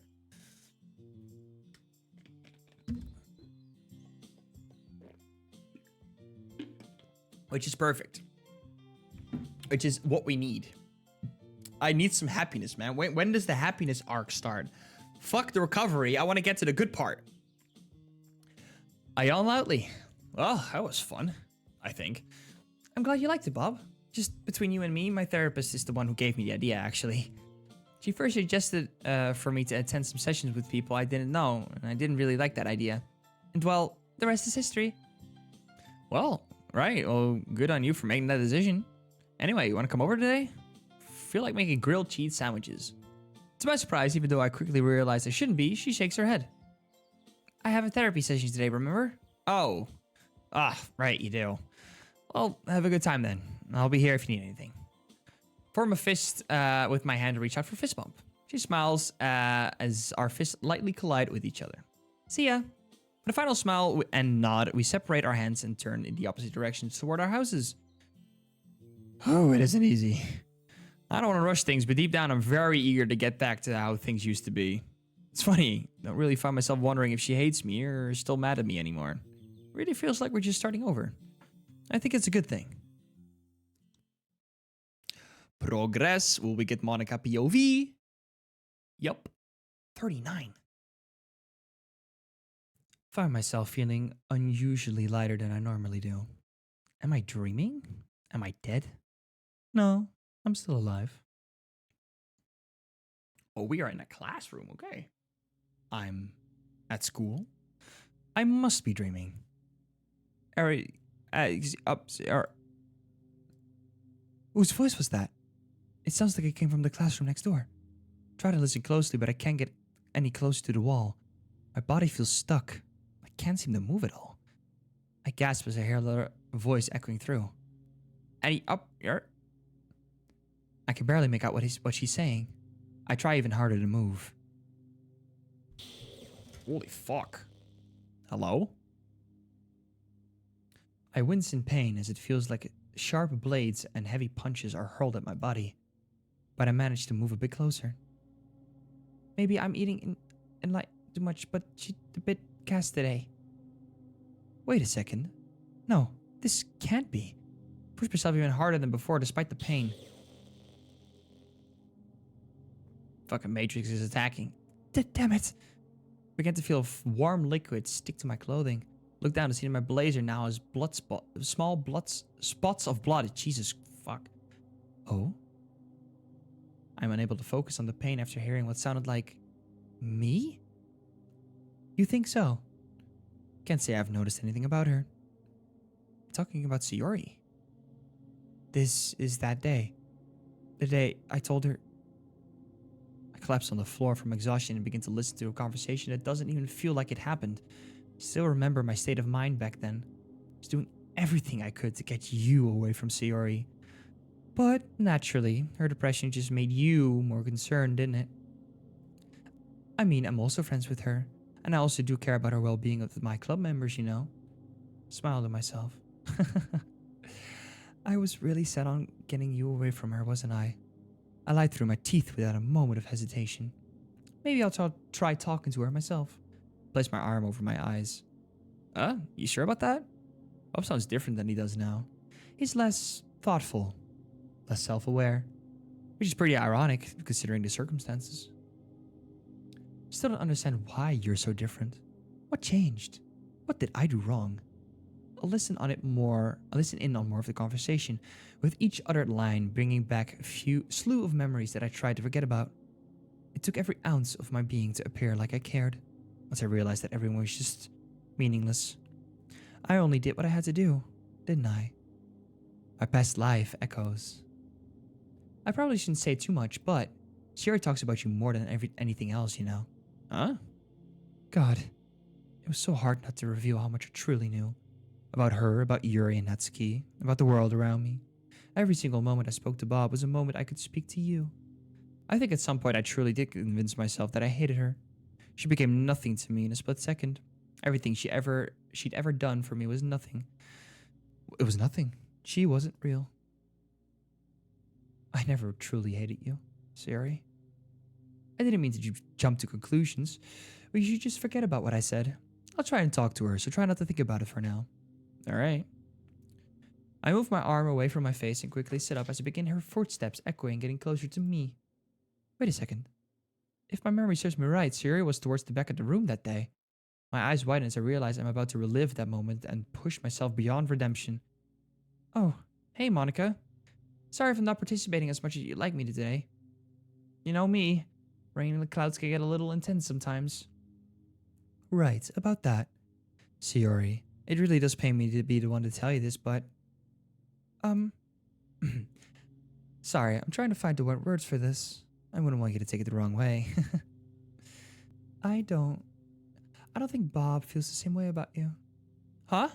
What do you mean? You know exactly what I mean. You've told me about how your depression can be a burden on people. Well, yeah. As your best friend, I wanted to be the one to warn you that going after him would be a waste of time. Another awkward pause, as expected of me.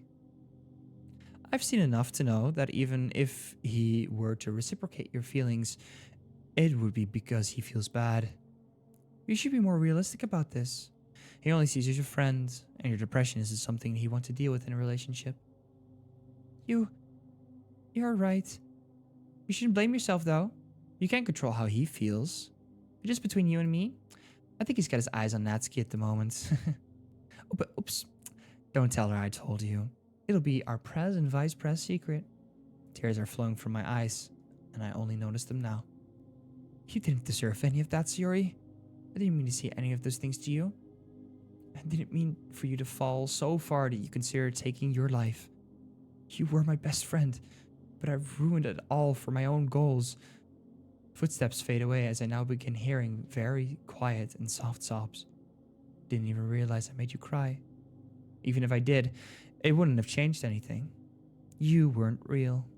And yet, after everything I have been through, only now I'm realizing that the ends never justify the means. It took so much of my strength to push away the relationships I formed with them. But I knew it was working at the time. So I kept going. I was far enough ahead that I knew there was no turning back. Wonder if I had achieved my goals. Would it have been worth losing everyone that cared about me? The club I had built, the bonds I had formed. I'm sorry. Should be. Idiot. I don't see an end in sight.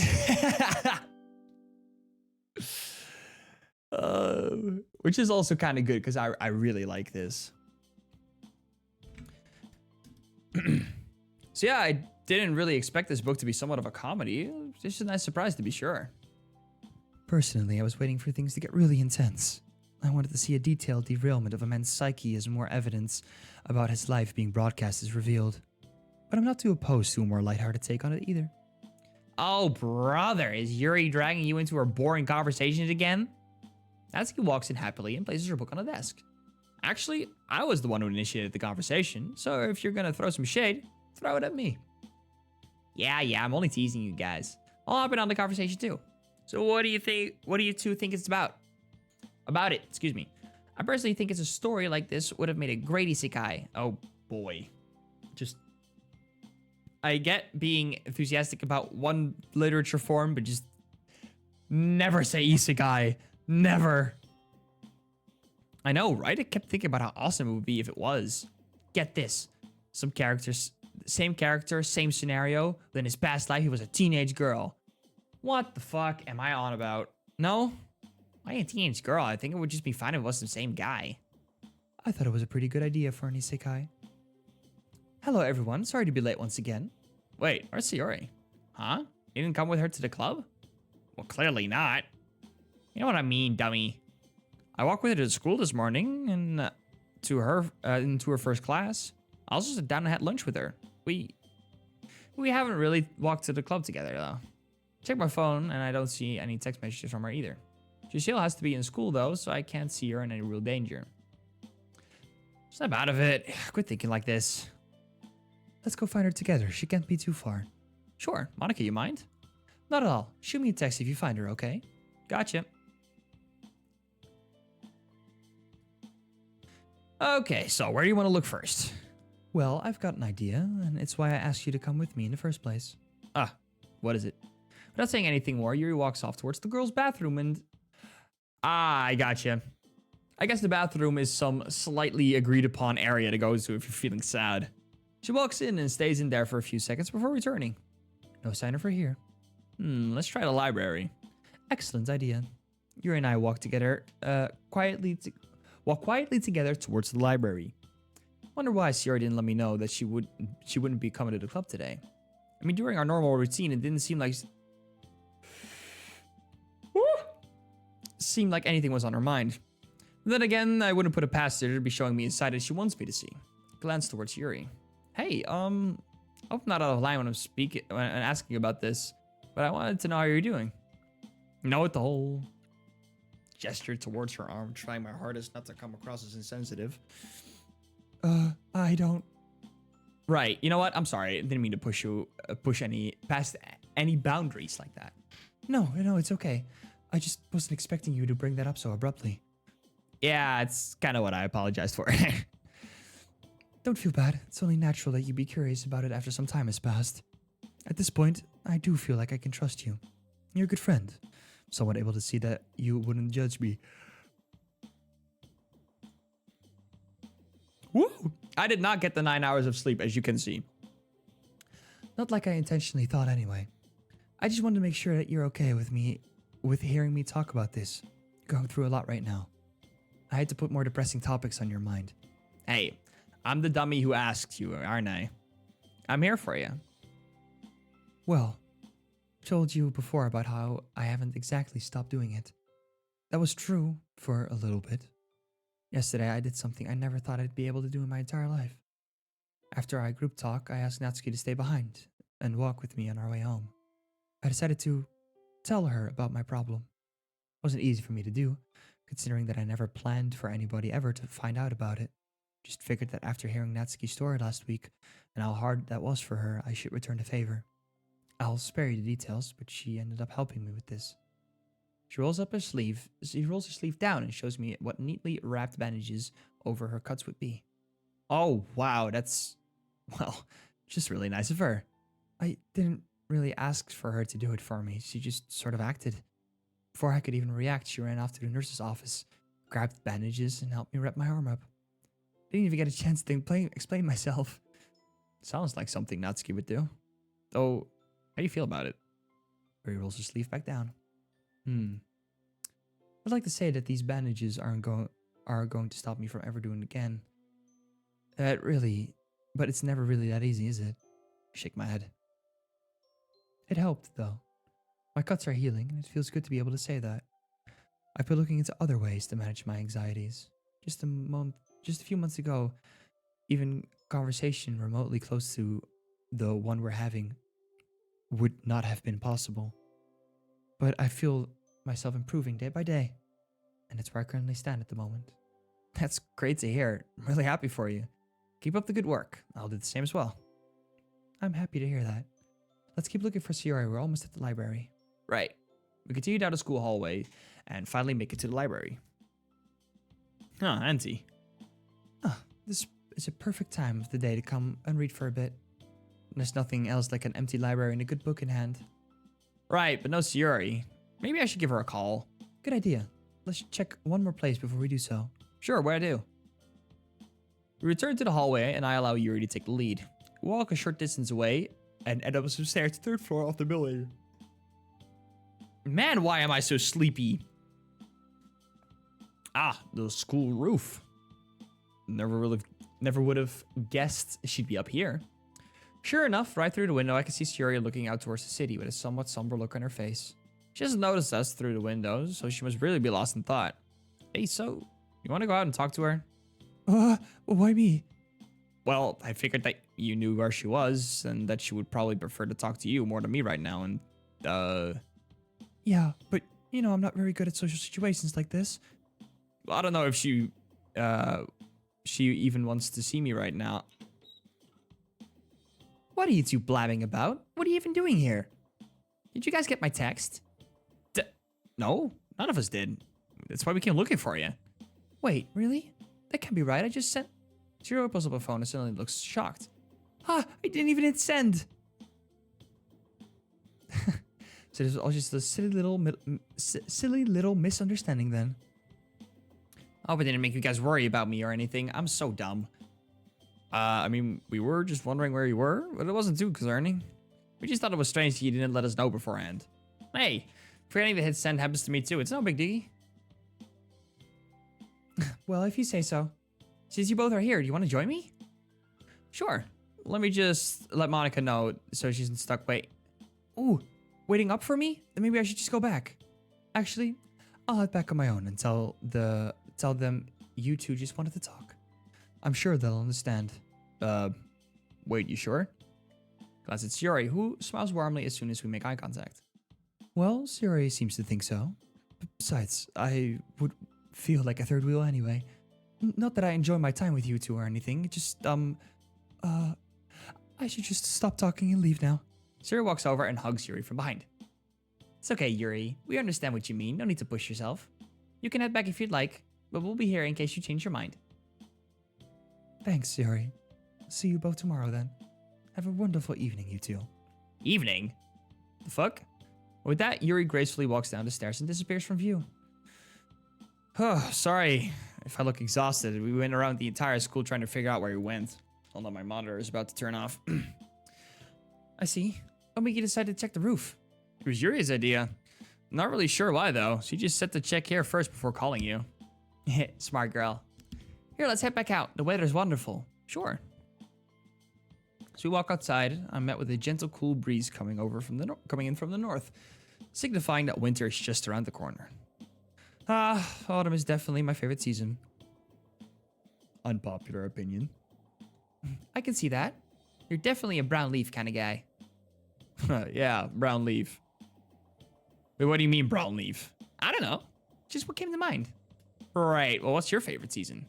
I have an idea in my head, but I want to know if it's correct. It's spring. Bingo, got it right on the money. You didn't just wait for me to answer just to change your choice, did you? Place my left hand on my chest and raise my hand. Nope, swear, I guess spring. Why, you don't believe I could get that? I don't know. But it's true that I love the springtime. All the flowers blooming, butterflies flying around, it's beautiful. The cherry blossoms I to die for too. I love going with my mom to see them bloom every year. I can agree with that. Not too big on spring, even though it's beautiful. Sherry points at my face suddenly.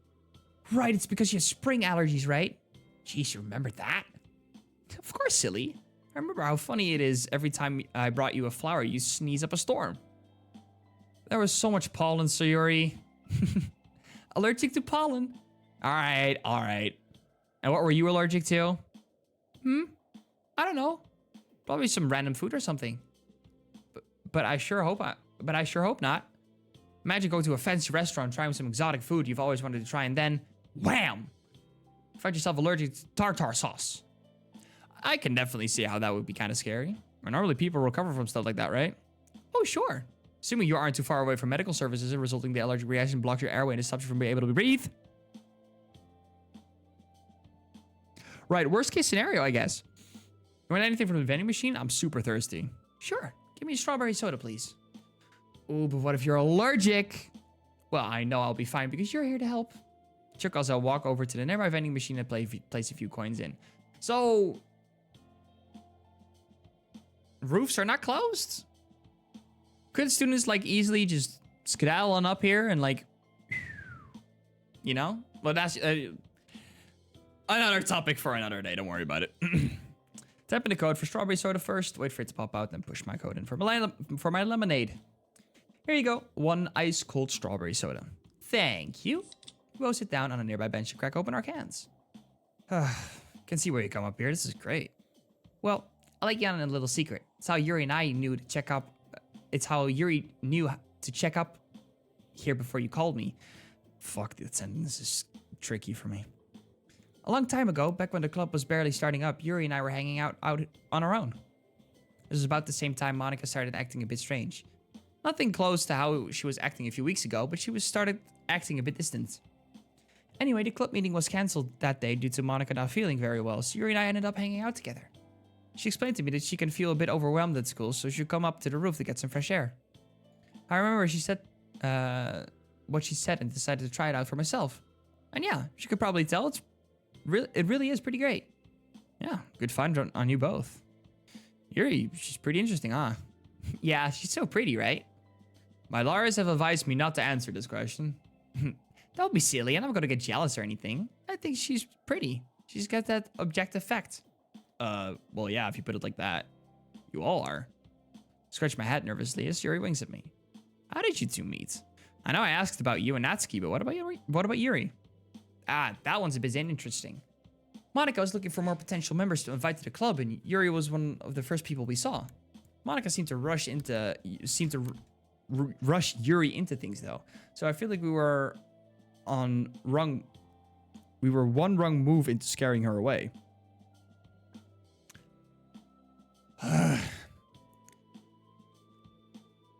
Anyway, long story short, Yuri and I were able to have conversations about the kinds of books we were into and stuff. I invited her to read a book together, but before we could actually sit down and do that, Monica stopped the meeting early because she had to go home. But Monica forgot that she appointed me as vice president that day, so I decided to let the meeting go on. Ah, very clever of you. So Yuri and I sat down and read a bit of her book together. There was, of course, a misunderstanding between us. She thought I was being forced into reading with her because she thought I felt bad, which wasn't the case at all. I ended up feeling pretty guilty after that, since I thought I made her uncomfortable. We eventually came to an understanding. I'm not tired, you are. But we eventually came to understand each other.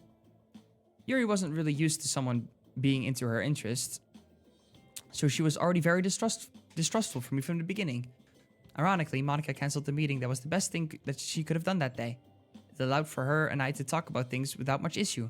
We came to understand where the both of us came from, and that was that. Not really too sure what would have happened if that meeting went on as normal, whether she would have ended up leaving or if we would have grown even closer than ever. But it's just me wondering what could have been. I'm just glad she decided to stay in the club. See? Didn't know you two had a bit of a history before I arrived. I think I have a little bit with everyone. Just not as much as I would have liked. But hey, like I said, no point in worrying about that. We're a lot closer now than ever. And I think that's what matters most. Yeah, it's nice that you've been able to do this for the club, Sayori. That goal of yours, making everyone happy. Sure, it's a noble one. Just hope you haven't forgotten about your own. Trying not to. Both of us look away from each other, then towards the sky. Ah, sky, PNG. You know something? What? This doesn't hurt as much as we did the first time. I mean, it still hurts a little bit, but you know what I mean. It's also later in the day, so less intense sunlight equals more time to find cool clouds. You said it. Spend a few minutes looking up the sky together, not saying much. There's a somewhat melancholic feel to this moment. I get a sinking feeling thinking back to the argument we had not even a week ago. Yet here we are, seemingly right as rain. Hey. How are you feeling? You mentioned how Yuri comes up here when she's feeling overwhelmed. What about you? Well, you know how intense the rain clouds can get. Wanted to try something new for myself. I think it's working. That's good. Oxygen, am I right? Hey, Did you ever have any crushes throughout the high school? No, there's a random question. Sorry, I'm just curious.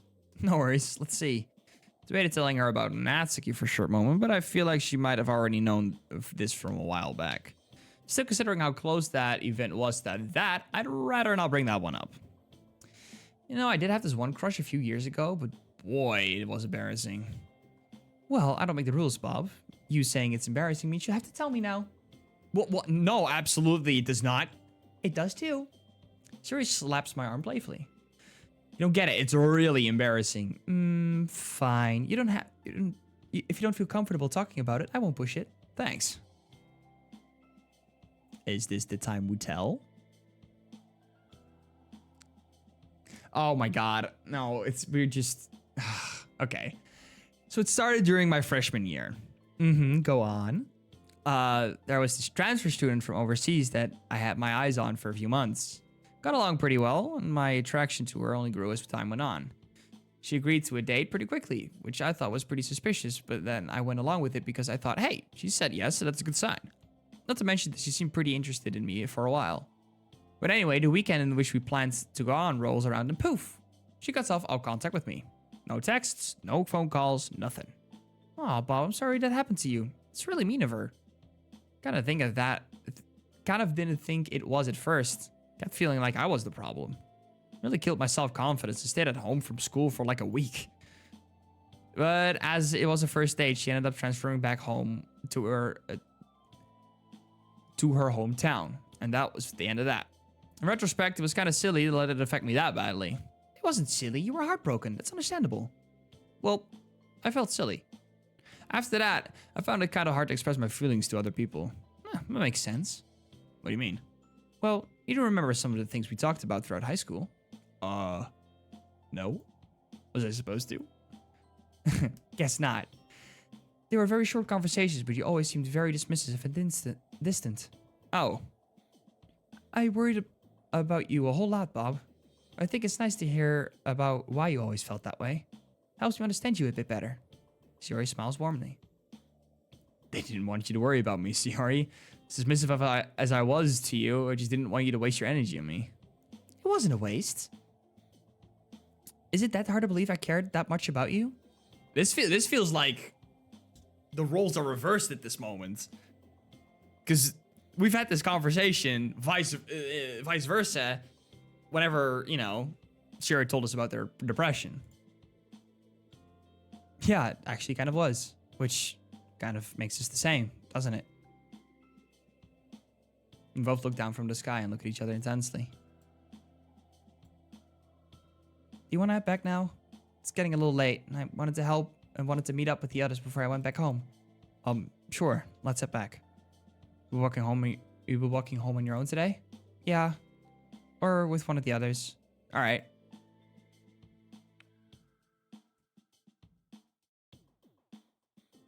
I walked with Shiori the whole way back to the club, dropped her off, and decided to head home without talking about much else. Doesn't really feel like I pushed past any boundaries today, so I can't really help but wonder why Shiori decided to cut our conversation short. I mean, it was getting late, she wasn't lying about that. But I wondered if I went too far by saying that her and I were the same. Maybe I did. Oh, music cut out instantly. I don't like that. It's not a sign of good things. I think this is Monica POV. I think it's just fine for manga to have a filler if it means it gives the author a break and lets them refresh their memory. Well, what if the filler is a real slog to get through? Like, would unnecessary content ruin people's desires to keep reading? I'm inclined to agree with Monica. Most novels I've read don't really have anything that could be considered filler. Really? Because filler can be quite different depending on what we're talking about. Filler in manga or an anime can be different from filler in a novel. Are you referring to scenes that could be seen as unnecessary, but actually act as a transition from one major scene to the next? Yeah, exactly that. Ah, that makes more sense then. Still, I'd imagine it takes skill to write a filler scene that isn't boring or uninteresting. Imagine having readers quit reading your story just before it gets to the juicy bits because your filler was boring. Yeah, I can actually recall a few stories that ended up dropping despite hearing how good they get. Never really knew why, until now, I guess. The club door suddenly The club door suddenly slides open. Hey guys! Oh, Sayori, I didn't think you were going to join us today. Actually, I wanted to see if you guys would be down for a girls' night. A girls' night out? Finally. Sounds fun. Where would we go? Shopping. Shopping sounds fun. We could get ourselves some outfits. I'm in desperate need of a wardrobe change. Sounds good. Let's do that. Anybody know any good malls? There's a mall close to where I live. We can go there. Sounds good. Lead the way, Yuri. The girls and I grab our things and get ready to head out to the train station. Didn't really think about it, but I'm actually looking forward to this. I mean, there's a part of me that's morbidly curious as to what could happen when I enter the parts of the game that aren't supposed to exist. But I'm also looking forward to having a normal hangout with my friends. Friends. She's starting to believe. Oh, train. I like trains. We arrive on the train just in time. Natsuki and Yuri take seats next to each other across from me while Sayori sits next to me. This is going to be an entire day full of shopping. My voice will not be able to handle this. Well, wish me luck.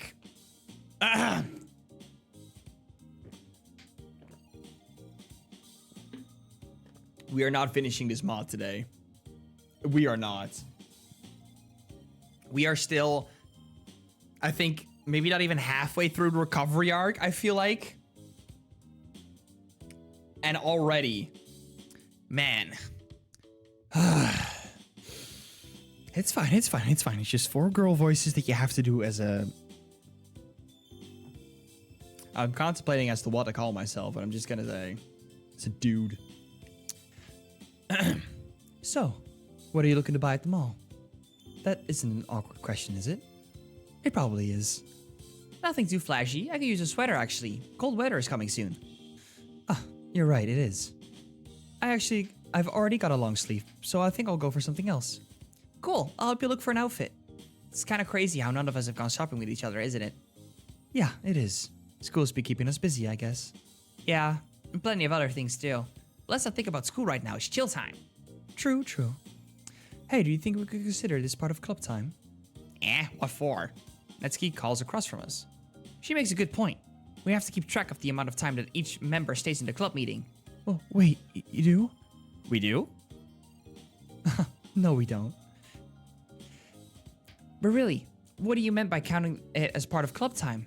You know, I'm not sure what I meant by that. Well, it has been a while since we've hung outside of the club. Yeah, I guess that could be it. Sayori happily relaxes in her chair and closes her eyes. I decide to whisper toward Natsuki and Yuri. Hey, should we tell her that the mall is only 5 minutes away? I'm up! I'm up! So much for whispering. Here is the mall. Whoa. What's wrong, Monica? Never seen a mall before? I mean, yeah, of course I have. Just haven't been here in a very long time. You know how busy I can be. I don't usually come here either. It really is quite grand to see up close. Man, Sayori, burping all over the goddamn place. Anyway. Same, the last time I was here was when I was a kid. I came here with Bago, actually. Sure does look nice, though. Okay, instead of making me look like a shopaholic, let's just head inside already. Huge. This is awesome. I nearly knocked off my feet when we stepped into the interior of the mall. It's absolutely bustling with people. So much so that it's kind of overwhelming. The game is capable of this? Was it always capable of this? No, there's no way. This is insane. Isn't it? I love it here. Oh, yeah, it's pretty nice. My chair just went down on its own. I don't want to be short, the hell. Sorry, Natsuki, no offense. Oh, yeah, it is pretty nice. Indeed. The large crowd can be a bit overwhelming sometimes. I hate bumping into people. You're the tallest one here, though. You can be our eyes above the sea of shoppers. I'm not that tall. Well, in any case, we're wasting precious daylight. Let's go find a clothing store or something. Heh, leave that one to me. I know the perfect store. The 4 of us begin our trek through the aforementioned sea of shoppers. Find myself struggling the most, not really used to large crowds like this. While thinking this, I see Yuri trying her hardest to avoid bumping into people, with not much success. Meanwhile, Sayori and Natsuki are breezing through the crowd crowd, almost as if it wasn't there. But wait, Sayori, Natsuki, don't leave us behind. You gotta keep with us, Prez. But the store isn't going anywhere. It's no use. Yuri only looks increasingly uncomfortable as we continue walking. Right, time to be club president again. Latch onto Yuri's arm and pull her closer to me. There, we'll stick together on like this. Not a fan of loud cries either. This isn't necessary, Monica. You don't have to do this. Despite her statements, her arm latches onto me just a bit tighter. It's alright. It's for my own sake then. Sure. Let's go. Yuri and I walk at our own pace and follow the flow of the crowd. Yuri's breathing hasn't slowed down since we started walking, but it also hasn't sped up either, Which I guess is a good sign. Even my own anxieties are fading away with every step we make. I nearly forget about my own situation, which is a much greater issue than whatever it is I'm currently worried about right now. Funny how that works, huh? Do we actually get to see the outfits, or asking for a friend?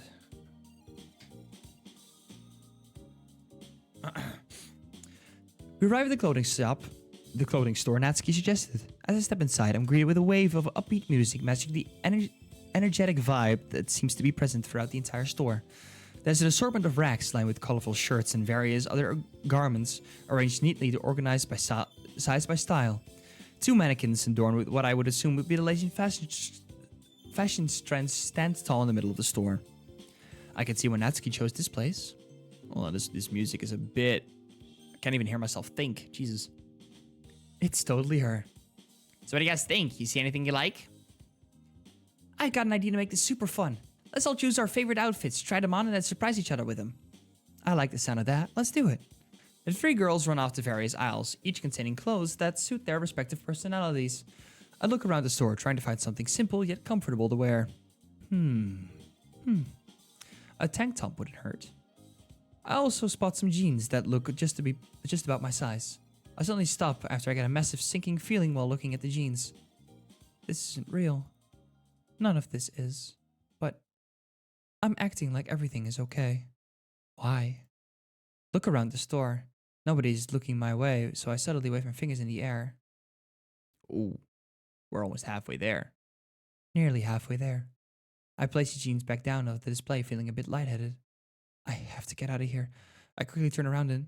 Hey, Monica! I saw this and wanted to buy it for you. It seemed nice. Oh, thanks, Siri. You didn't have to. Yeah, but I wanted to. Siri extends her hands to reveal a delicate, cold, golden necklace with a pendant in the shape of a music note. It sparkles under the lights of the store, completely grabbing my attention. Oh, wow. This is really nice.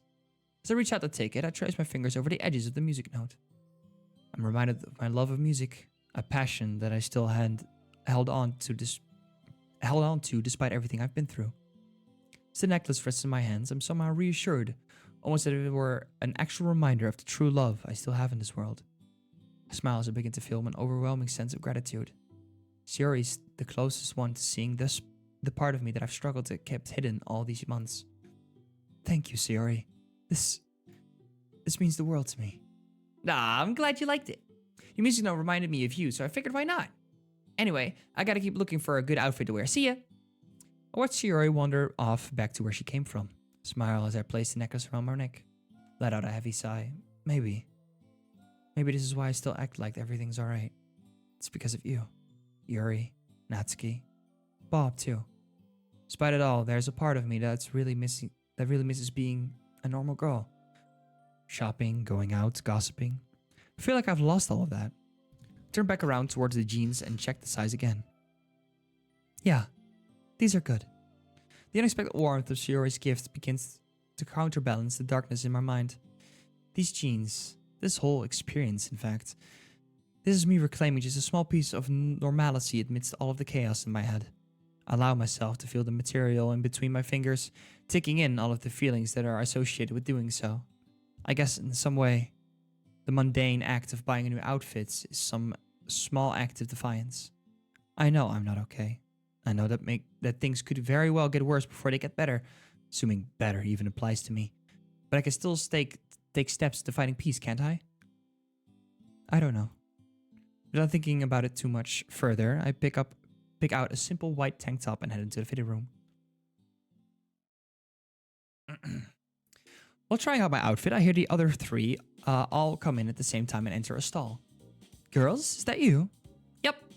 Everyone, when you're all ready, let's reveal our outfits at the same time. Gotcha. I smile at Sierra's excitement. She seems genuinely happy to be here with us. Thinking about what she talked about yesterday in our group therapy session, I have an itch behind my eyebrow, but I need to push away a Christmas tree and a Santa hat. Excuse me.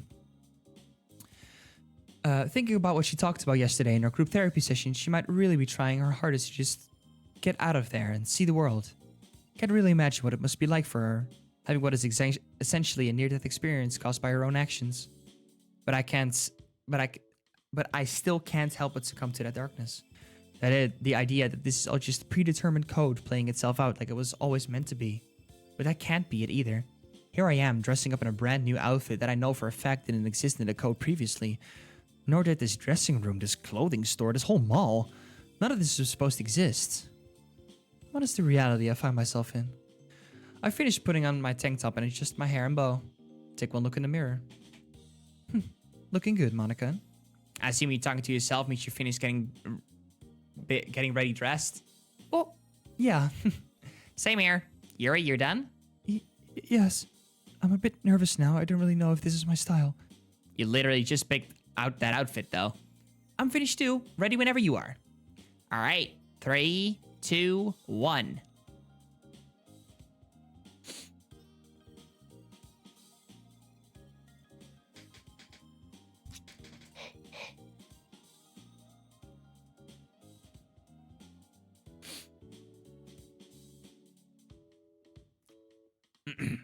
Approved. We all step out of the stalls at the same time, revealing all of our outfits to each other. Wow, look at you guys. Monica, your outfit looks really nice. Natsuki, yours looks great too. No need to be shy, Yuri. The sweater suits you perfectly. Yeah, you look great, Yuri. Do you guys really think so? Yeah, I think it suits you. Thanks, guys. You all look great too. Your outfit looks great, Monica. You look fantastic in it. Oh, you think so?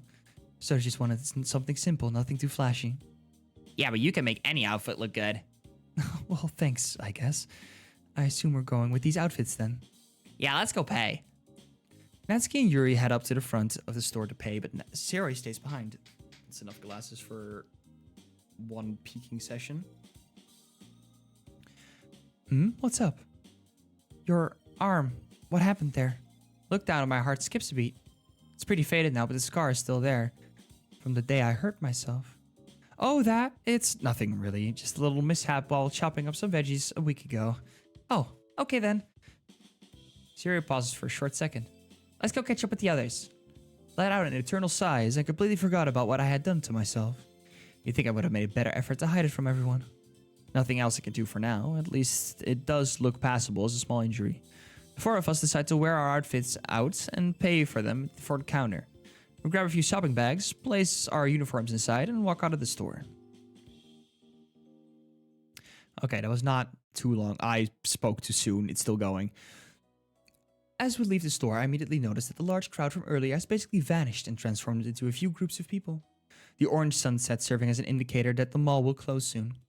Well, this was a fun time. It was a great idea, Sayori. I think I'm speaking for everyone when I say we needed a day just to ourselves. I agree. We should do this more often. Indeed. I had a good time with you all, even though it was a little bit overwhelming. Same here. Well, except for the overwhelming part. Glad to hear everyone had a good time. Let's get going then. As Sayori and Natsuki walk on ahead, Yuri taps my shoulder. What's up? Well, I wanted to thank you for today. You didn't have to guide me through the crowd, but I didn't want you to think I didn't appreciate it. I don't usually like when people take pity on me, so forgive me for sounding like a bit of a hypocrite. Oh, I just wanted to help my friend. I don't mean it to look down on you or anything of the sort. Like I said, this was mostly for my sake, right? Yuri giggles softly. I understand. Still, from the bottom of my heart, thank you. Of course, Yuri. And hey, if you ever like to talk about anything, don't be a stranger. I know I'm probably the last person you think of when looking for support, if we're being completely honest. But I'm trying my best. I awkwardly laugh as Yuri looks to the side. Sure, let's catch up with the others. Orange train. Because Yuri lives not too far from the mall, she decided to walk home. Natsuki, Yuri, and I, on the other hand, have to take the train. Someone's sleepy. Sleepy? Yeah. I could use a good night's rest too. What about you, Monica? How are you feeling? A bit tired, but I can't complain. I am curious about something though. Does Yuri always take the train and walk home by herself every day after the meeting? She does, but I walk home with her sometimes if she's needed at home. I'm a little worried about her since she lives on her own these days. Oh, really? I didn't know that. Did her parents kick her out of the house or something? No, nothing like that. At least, I don't really think so. Anyway, Yuri had some loss in the family, and that house was left to Yuri in her will. In the will. I think it was her grandma or something. Someone she was really close to, I'm sure. Huh. I actually had no idea about any of this. None of this information was anywhere in the game code. Not even sure why I'm surprised at this point. It's all become fascinating to me. Really? The whole house, just like that? It's crazy. I mean, it's cool that she has her own place now. Although I guess loneliness is a problem. I know about all that too well. Yeah. But... Oh, Sierra's gone. Siri's heads now rest on my shoulders as she snores softly. Similar to her cat sleeping on your lap, I now refuse to make any sudden movements. Anyway, yeah, I do worry about her sometimes, given that she's alone at home all the time.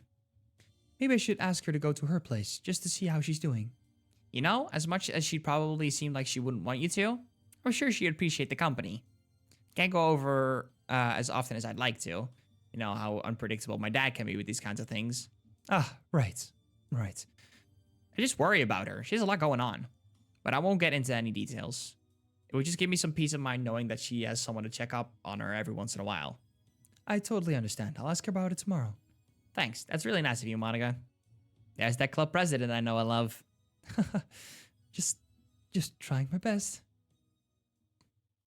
Oh, this timer is having her on some fuck shit.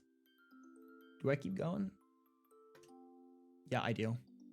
I will go past this day. This is the last day.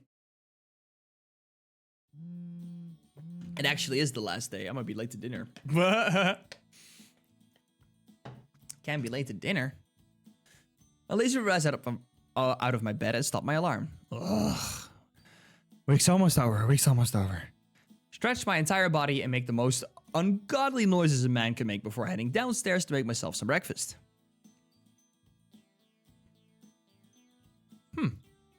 Woke up late again, I think.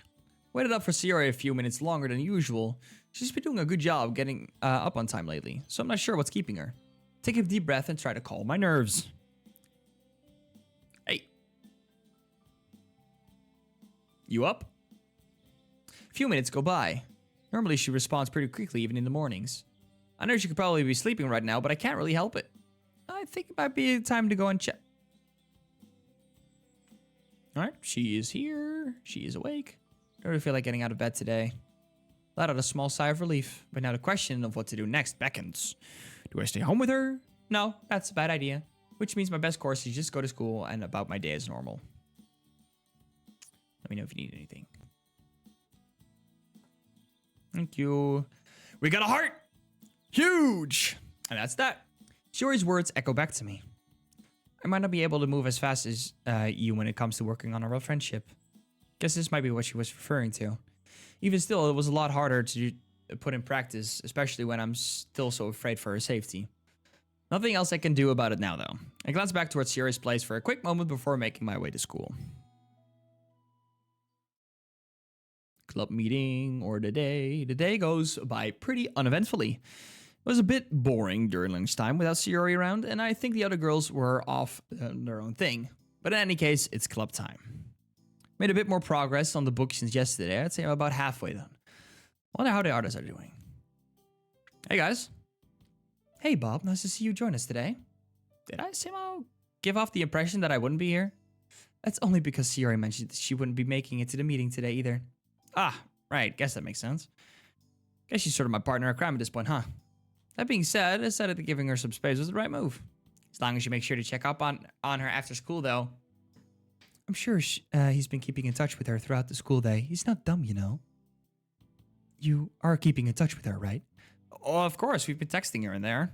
Give me a break. I thought the whole idea of fixing Shiori and I's friendship was to try and trust her a bit more. Well, that doesn't mean that you should ignore her when she's having a rough time either. Exactly. It's all about balance. What am I missing here? What do you mean fixing Shiori's Bob friendship? Oh no. It's fine. I guess there isn't really any harm in letting Natsuki in on this a little bit. I mean, hey, if it's Shiori's personal biz, I don't need to know. Just watch what you say if this was meant to be kept between you three. Well, I can spare you the good details. Basically, Shiori and I had a fight, specifically related to her depression. Long story short, there's a pretty massive misunderstanding between the two of us, so we came to an agreement to just start over on things. I see. From my experience, that would have gone way, way worse. At least based on what you told me. You're willing to try and fix things says a whole lot about your friendship. I think that's pretty important to keep in mind. Yeah, you could be right about that. Anyway, I didn't really mean to put this on you all. With everything that's happened, I've tried to be a little bit more open with my friends. That's okay. You're trying your best, and I think Sayori values that. Thanks. Nothing wrong with a little bit of solid validation from the club president. I try. So, what are the plans for today then? You can scroll to go back? What? Since when is this? That's insane. If I miss things, I could just scroll up and down. This is a revelation of which Doki Doki has shattered my world views. Anyway. Well, first I should ask how far along everyone is in the novel. I'm about halfway through. Same here, maybe a little bit more than halfway. I really got into it yesterday. I read like for like 2 hours. Oh boy, she's done. I already finished it. There you go. Ah, dude, really? I thought we were going to keep up together with it. When did we discuss that? You know what? You're right. I don't think we discussed that. But I would have thought it was all a given for us to keep up with each other. Actually, I didn't really specify for us to keep up with each other. Everyone reads at their own pace, after all. Fine, whatever you say, Monica. I'm sorry. I didn't know you would have liked to keep up with me, honest. It's fine. I'm just misunderstood is all. You can make it up to me by talking about the plot with me. Once I'm finished, of course. That sounds good. Well, good to know everyone is making progress. I made it pretty far in as well, which leads me to my next point. It's poem time once again. It's been a while, so I figured we should all give it another shot this week. I wanted to see how much we've all improved. Oh, good. I've been looking forward to that. Honestly, same. I feel like I've improved a whole lot as well. I don't really feel like I've improved at all. Well, you won't know until you try, right? I guess so. As for poem topics, let's see. So Monica closes her eyes and begins to think about what I assume are our poem topics. She begins to twitch every few seconds. I got it. Let's write about something that's more introspective. Dive deep into yourselves and find something deep within your mind that you'd like to express through a poem. Might be a bit difficult since these are topics that otherwise would have stayed buried in your mind. But that's the whole idea here. Introspection, huh? I already got some artists. Well, we've already sort of done this before, haven't we? But I'm here for it. I'm here for all of it anyway. Same here. Yeah, I know most of our poems are pretty self-reflective anyway, but I wanted to solidify that just in case. I'm down for that too. Most of our problems have not been self-reflective, so I could finally take a crack at it. Great. Then again, that concludes today's meeting. Sorry for being another short one. Yeah, normally I'd chow you down for that, but I gotta get going soon. My dad wants me home already.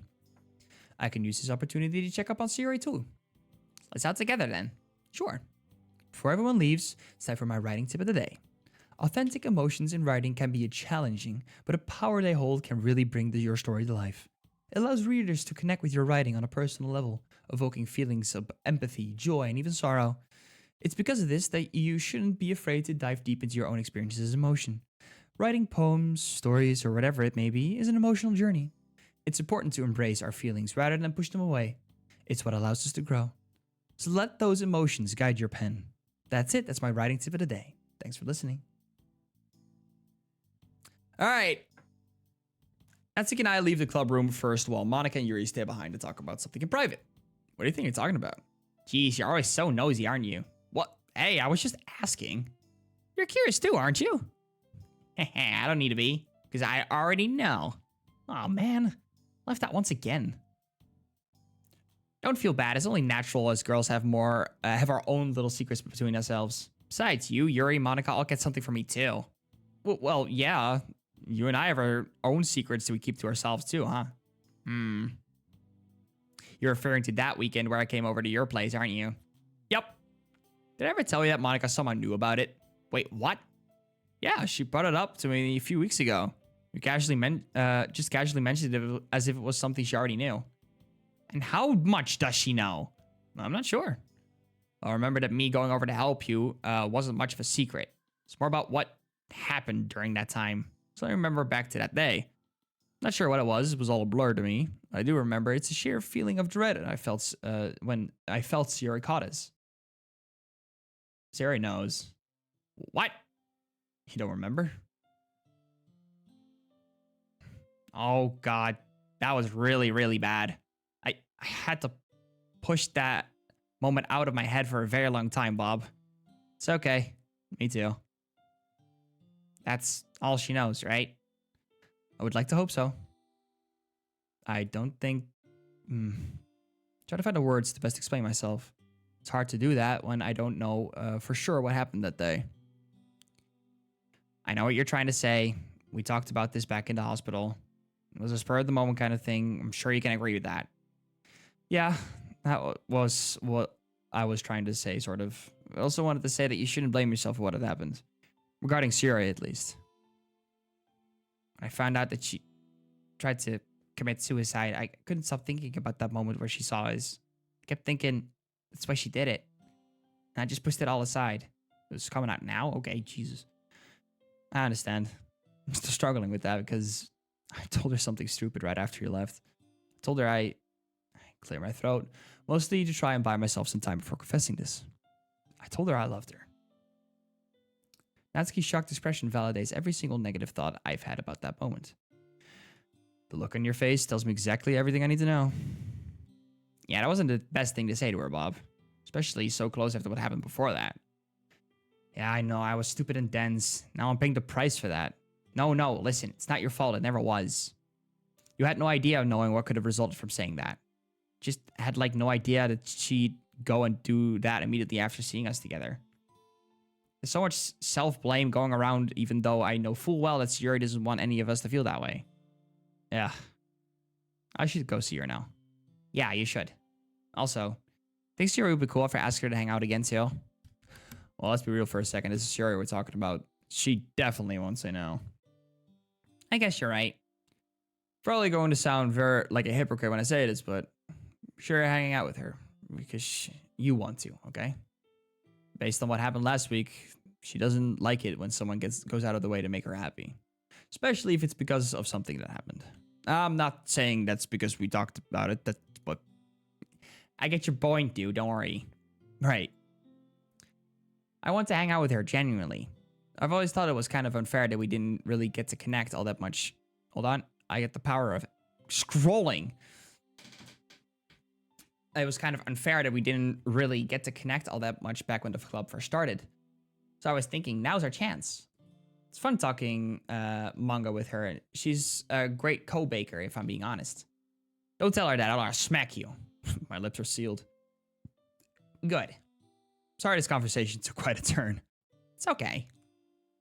Like what Monica said, we have to be ready to face these things. Yeah, I just didn't think it'd be so soon. Would have liked to have at least a dinner first. Natsuki giggled softly. Yeah, I can't know for sure when the feels come out. See you tomorrow. Have a good evening. You too. Fuck, dinner's almost here. We haven't even gone to see her yet. I arrive in my neighborhood and stop for a moment. I texted Siri earlier that I'd be coming home. She only responded with thumbs up emoji, but she hasn't responded at the same time. Guess I should go get changed before I go see her. Yeah, go do that. To changing into something more relaxed, I closed the front door behind me and... Hey! Oh! Siri's waving at me and coming my way, which makes me feel incredibly happy for some reason. Bob, so happy to see you. It feels like it's been forever. Happy to see you too, but it's only been a few hours. Felt like eternity. I see. You feeling okay now? No, you said you didn't feel like getting up today. Yeah, the rain clouds were very intense this morning, so I decided to stay home. I understand. Well, you're up for a chat now? I don't mind. You read my mind. Siri and I sit down on a bench nearby and take in the autumn air. How was your day at school? Oh, you know, same old, same old. You'll be happy to know that I'm passing all of my classes now, by the way. Really? That's awesome. I'm really proud of you. Gee, thanks, Mom. Seriously, though, that's great to hear. I'm not in the clear yet. Some classes I'm barely passing, but it should be all good if this keeps up with the work. It's because you've stopped worrying about me so much, huh? What? No, it's not really like it's... It is. That's okay. I'm glad to see that you're improving your grades.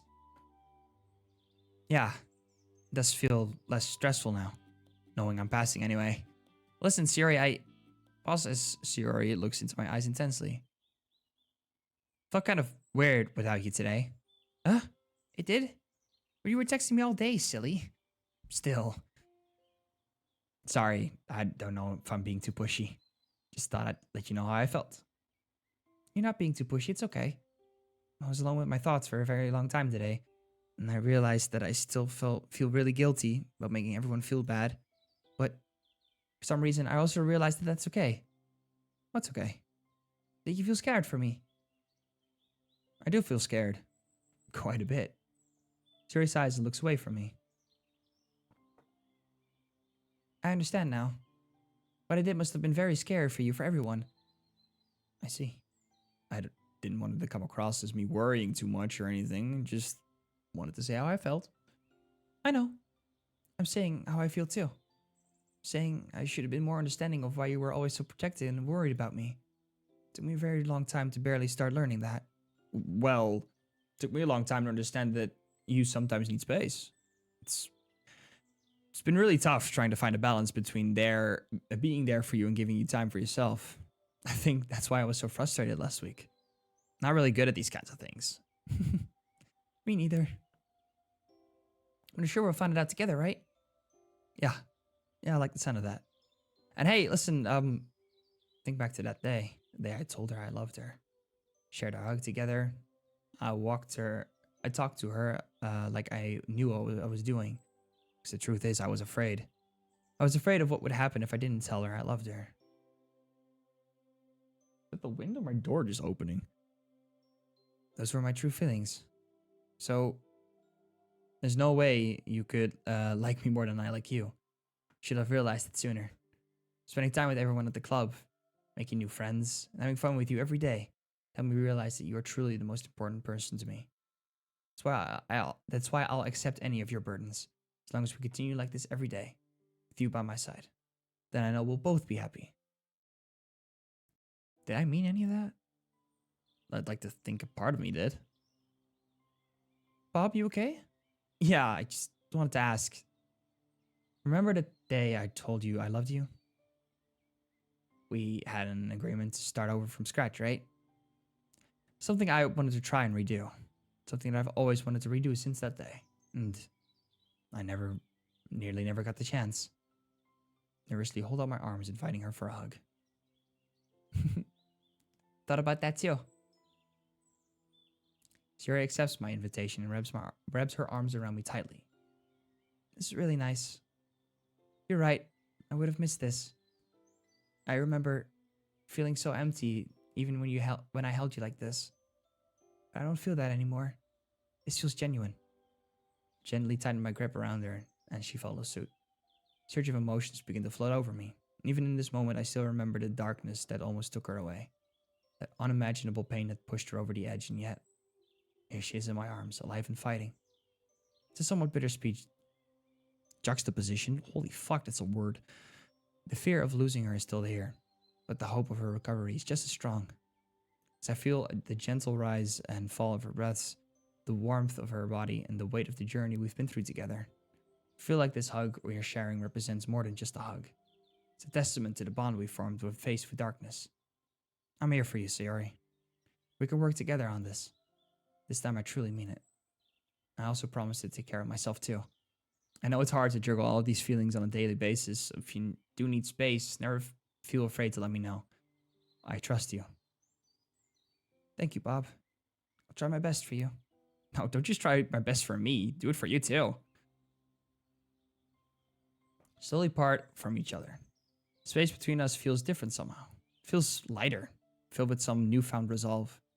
You give really nice hugs. Well, I guess I get a lot of practice. You're too funny, Bob. I'm going to head home now. See you tomorrow. Wave goodbye to Sayori and head home myself. There is light at the end of the tunnel. Oh, we're not done. Oh, shit. Exactly that. Shit. Oh, what happened? What's wrong? Uh-oh. Nothing. I just nearly tripped. You've never sworn like that before. I try to avoid doing that. Not very ladylike, if you ask me. Are you sure you're okay? Positive. Let's just get to your place, We don't want it to get dark. Right. I haven't experienced pain like that in a while. It came so suddenly, too. But nothing I've gotten used to by now. Still somewhat surprised that Yuri let me come over to her place for some tea. When I first met her, she was very closed off and distrustful of everyone. She's really opened up these last few weeks. Still can't tell if this was because the game changed drastically at some points, or if it never changed at all. And things were always meant to be this way. Are we going to see it? Or oh, wow. Where did you find? Yeah, did you make this? Christ, this looks good. Mary invites me to her home after walking a few more blocks. Wow. I'm absolutely stunned. This world never ceases to amaze me with all of these new interiors. That's what I'm saying. It's not much. I decorated it as I saw fit. It's a lovely place. You live here all by yourself? Is it that obvious? Let's call it club president's intuition. Scratch my head nervously as Yuri gives me an inquisitive look. I do live here on my own.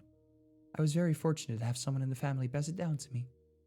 Ah, I see. I understand then. No need to get into any more details. Right.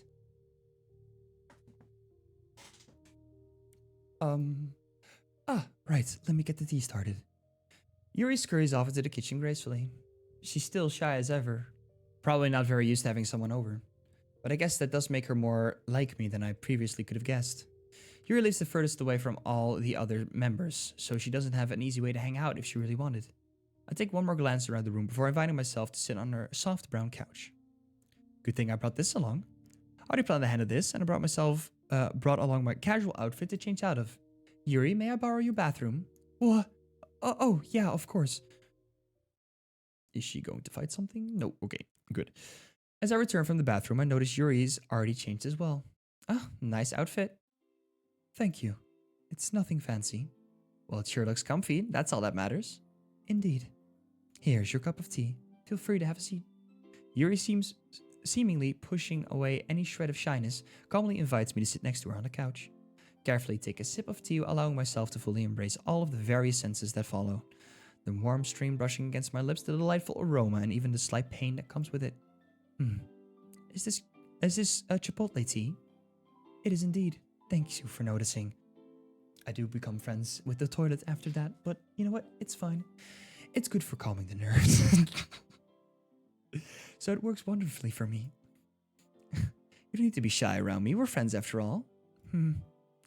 I've wondered about that for a very long time. Is it because of... She only nods. I see. I should apologize again for that. No, it's quite alright. You explained yourself enough at our group therapy session. I know you didn't say much, but it told me everything I needed to know. Oh? Did it now? No offense, I find that quite difficult to believe. I'm well aware of your situation. Isn't something that can be discussed. I don't want to push past your boundaries. I understand. I'm just pretty certain you don't fully understand everything that I'm going through. With how distant I made myself from others, naturally grown to become very observant.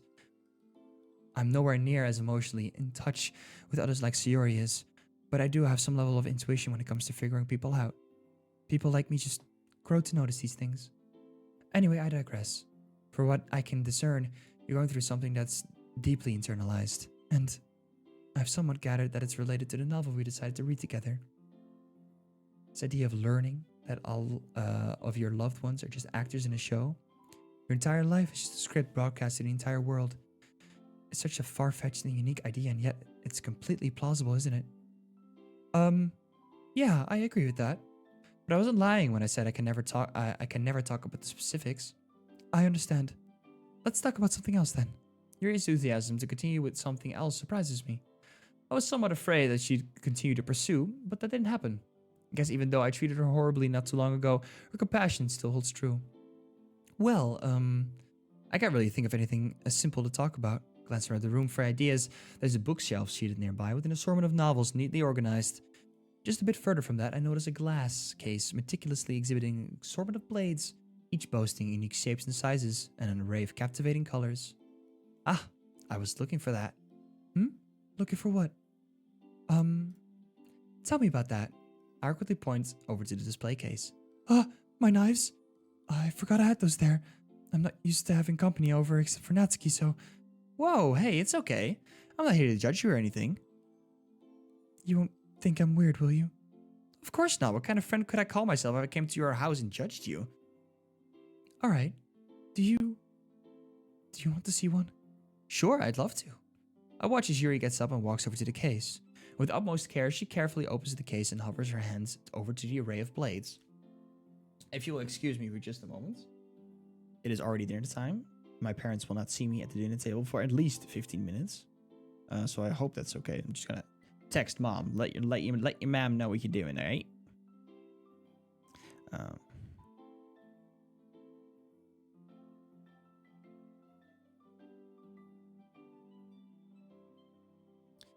She gently touches one and brings it over ever so slowly, showing it just how much she reversed them. The blade itself has a black wooden hilt, smooth and polished with contrast to the intricate patterns on the blade itself. It swirls in waves of dark and light metals that create a somewhat mesmerizing effect. As Yuri walks over, blade in hand, a soft smile appears on her lips. I would imagine she's seen this blade a million times, and yet the amount of admiration and fascination that's present in her eyes seems to say otherwise. I can't help but feel somewhat captivated by her demeanor. Every single one of her actions shows just how passionate she seems to be about this craft. It was never about her self-harm issues or anything of that sort. I feel like I'm finally beginning to understand who Yuri actually is. Here is one of my favorite blades. This knife is composed of Damascus stainless steel, perfectly made for cutting all types of meat. You can see, however, it's never been used. Wow, it isn't like any other blade I've ever seen. It's amazing. It really is, isn't it? When did you start collecting knives? Is there anything that inspired you to start? I'm not quite sure.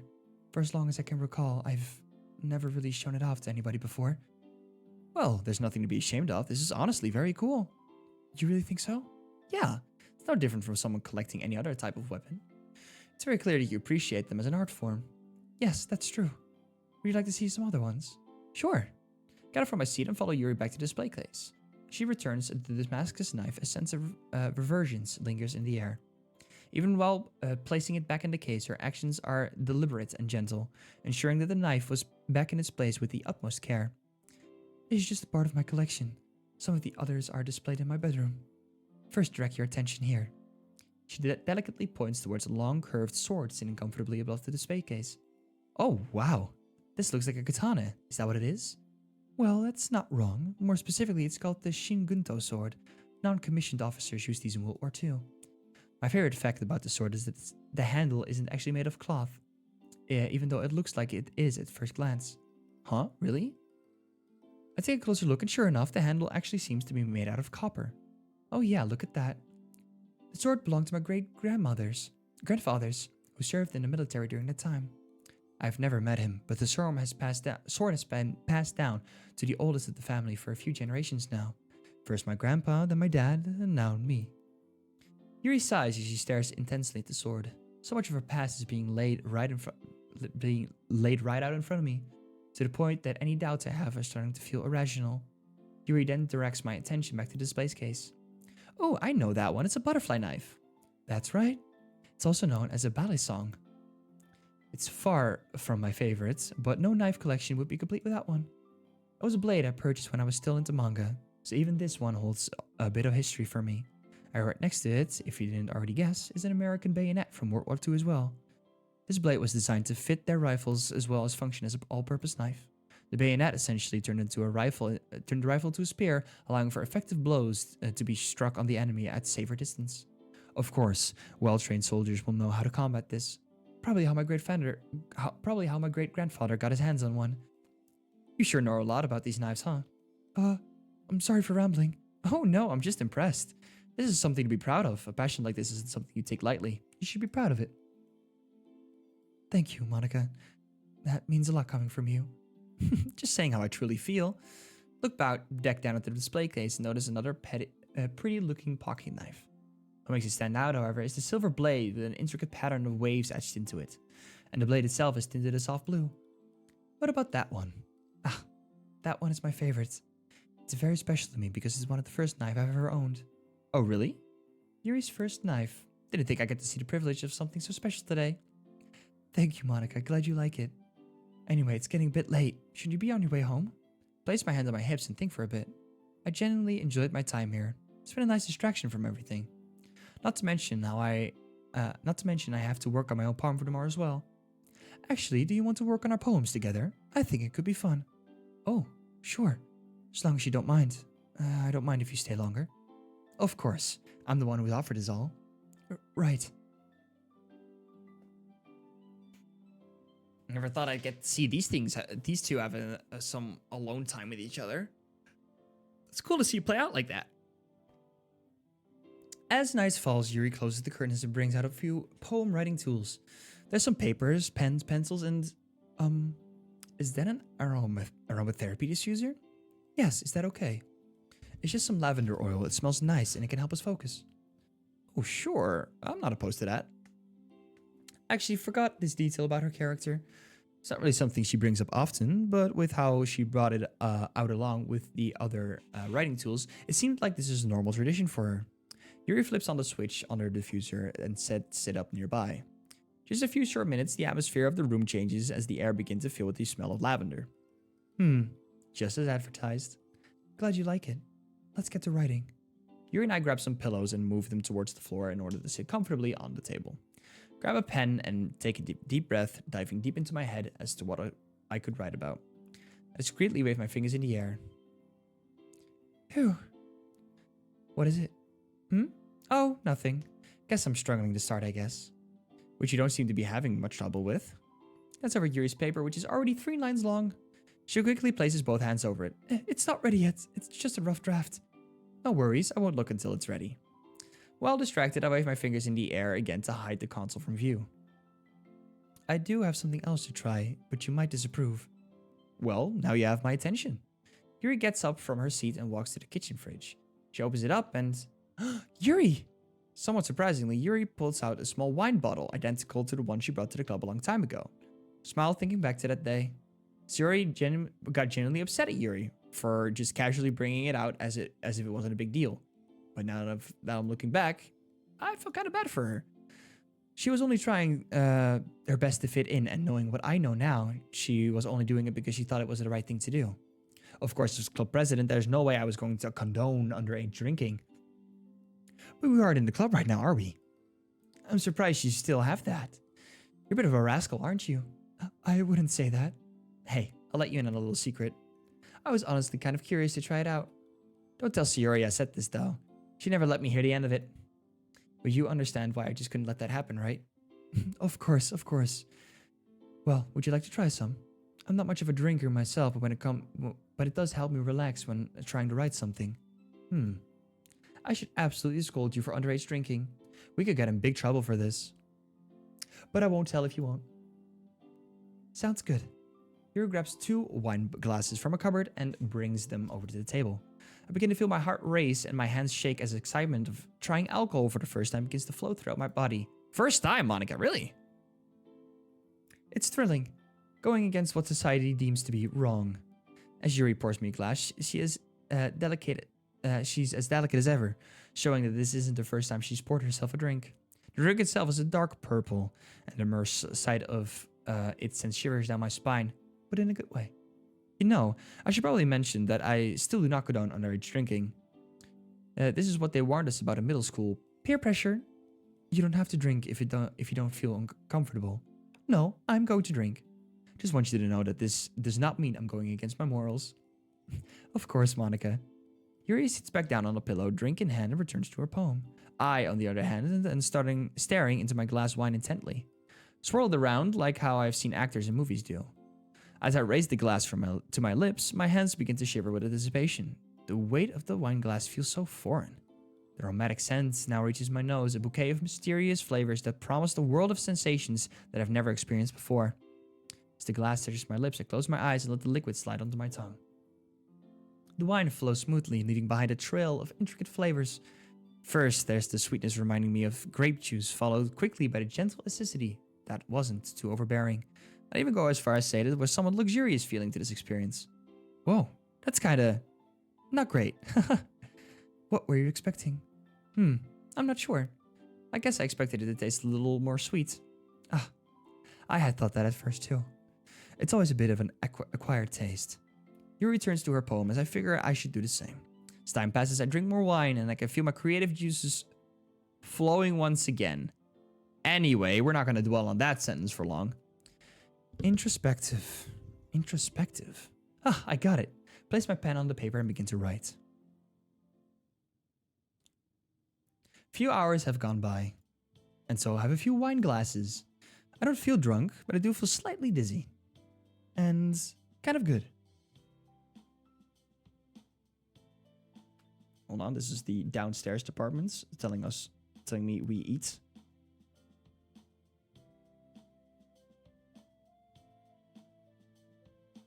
Cannot skip mother. Going strong, Bob, I see. Yes, I am. But this is the last day that I will be reading. Because dinner time. Did the parents get our food? Yes, but we eat them together. So I have to end the stream and go back down. And call it a day. And kind of good. You and I are back on the couch, giggling at absolutely nothing. She sways back and forth, and her reverse demeanor has seemingly melted away. You know, I never thought I'd see the day we would get a bit tipsy together. It always seemed like... I don't know. Me neither. But I have to say, seeing like this is absolutely wonderful. I didn't think you had a comedic side. I'm hilarious, Monica. Watch this. The mysterious borrower of fermented grapes brings out the most unexpected aspects of our personalities, where the only solution is to write a poem about it.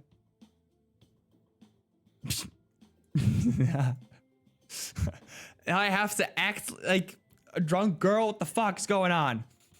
That wasn't funny at all. What the hell was that? You and I laughed to ourselves, silly for quite a while, to the point of getting tears in our eyes. That was good. I needed a laugh like that. Me too. I've been going through it, Ryuri. I've been through the damn ringer. Really? Yep. My life is an absolute mess. Are you even real, Yuri? Huh? Last time I checked, yeah. Try to poke at Yuri's left arm to confirm, but she quickly retreats and I end up poking her boob. Okay. Hey, slow down, Captain. Sorry. I'm not okay, Yuri. I feel like I'm slowly dying, drifting away. And nobody can help me, Yuri. Nobody. I'm just horrible. Swing my cup around. I can't even trust myself. Can't even talk to the people. I can't do any of that. Let me tell you something. I'm not perfect either. You know the things I've done to myself. You're a very strong girl. Lately, I've noticed that you haven't been true to yourself. Like that cut on your arm. You can't hide it from me. With the way that cut has formed, it's very obvious that it's deliberate. And you're very peculiar about your red sleeve, too. You caught me. And another thing. You keep changing up. First, you act distant. And you act rude and mean, kicking me out of the club. And now you're all nice again. You need to figure yourself out, Mike. I realize you really are. Yeah, I guess you're kind of right. But hey, grab my empty glass and raise it in the air. Cheers to the literature club, huh? And to the unexpected. Cheers. Our glasses clink together as we pretend to drink. At least, I think we pretend. I generally forgot if I didn't have anything to drink. Oh, oops. Hey, do you mind if I stay over tonight? It's a long way home, and it's very late now. Of course you can stay. I think I'm going to knock out right here. Yuri suddenly slumps over on the couch as slightly snores. Wow, you fell asleep fast. I'm kind of sleepy too. Before I know it, my eyes slowly close themselves and I drift off to sleep. Sag. Yeah, it is what it is. Hey! Well, that's it. Wow. Another 3 hours of this. Hydrate? I will. 55%. It's not good. Oh, fuck, we're in the thick of it. I can't quit now. Hold on. I slowly open my eyes and I realize I'm laying on the floor. Place my hand over my head and try and console the splitting headache I have. What? I'm at school? Pick myself up and slowly realize that I must be dreaming again. I stop in my tracks when I feel an enormous feeling in the air. Something is wrong here. Something feels off. I can't really describe the feeling. The best way I can put it is that I know the area I'm in feels familiar, yet it also feels foreign, like I'm not supposed to be even here. I slowly walk around, down the hallway. I know it so well. Peering into each room, I find that each one is completely empty. There are no desks, no cubby holes, no chalkboards, nothing. I look forward and try to discern any... Really something, isn't she? Quickly hide behind a wall. My heart pounds against my chest as I immediately recognize the voice that's speaking. Whoa, what the? I didn't type that. I peek around the corner to see that it's empty, even though I know for a fact that the voice came from down here. Whew. Okay, Monica. It's just a dream. All I have to do is wake up. What is it that they do in movies? Pinch themselves, right? Yeah, I'll... What is that? Peek over the hallway again. Still empty, but that strange sound is coming from one of the rooms straight down here. Ooh, fuck, that's not the good sound. Despite my basic instincts telling me to stay put, my curiosity takes over. I slowly step forward, allowing the strange noise to guide towards it. Everywhere else is so quiet. It feels as if my erratic heartbeats are going to give away my position. What am I even afraid of anyway? It's just a dream, isn't it? Yet at this point, I'm not even in a position to judge what reality is anymore. Tell me, Bob. Yuri? What in the hell is happening? Tell me you want to be my lover. Yes! Good ending. Ending it there. Pew. If this is anything like my previous dream, I don't remember this conversation ever occurring. What is the... I trip over as it feels like something slammed against my chest. I fall to the floor in pain, trying to figure out what just... It happens again, without the pain. As I come to, I hear a familiar voice again. What the hell is this? Shakily get up and... What is that? Slowly walk forward. Silence. Deafening silence. Hello? Is anybody in there? Yuri? Is that you? My hands are shaking violently as I reach for the clubroom door, slide it open, and... Yup. What the... Oh god, Yuri! Rush over and immediately try to place my hands and wounds on... Ah, Yuri! Yuri! I jolt upright, my heart pounding in my chest. Cold sweat clings to my forehead. The remnants of the sight of Yuri clings to me like a suffocating fog. Oh, Monica? What happened? What's wrong, Monica? Panic takes over. My breath's coming in shallowing grasps as I struggle to even realize where I am. I'll help you. I'll fix this. I frantically move my right hand horizontally. The hand motion that resets line of code. My finger frantically scratch the open air, attempting to press keys that I no longer have access to. Come on, come on! Monica, you were dreaming. Wake up. Reset. Fucking reset. Continue moving my hands. Open.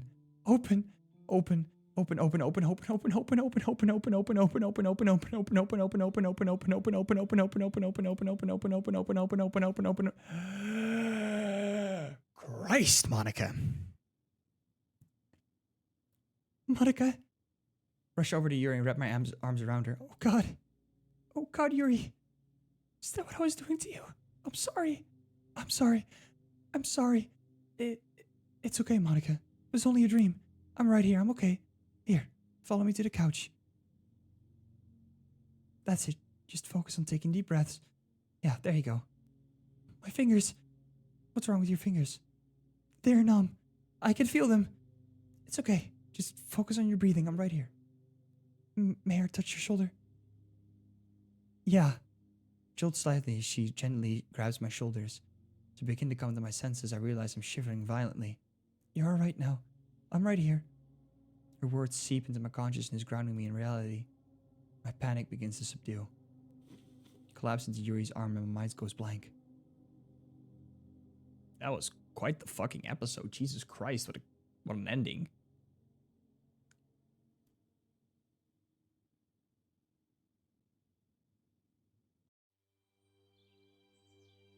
That sounds like upbeat music.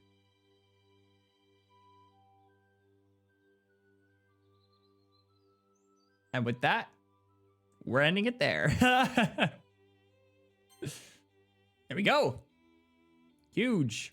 All right, well, I really got to make haste. That was awesome, though. Especially the end part.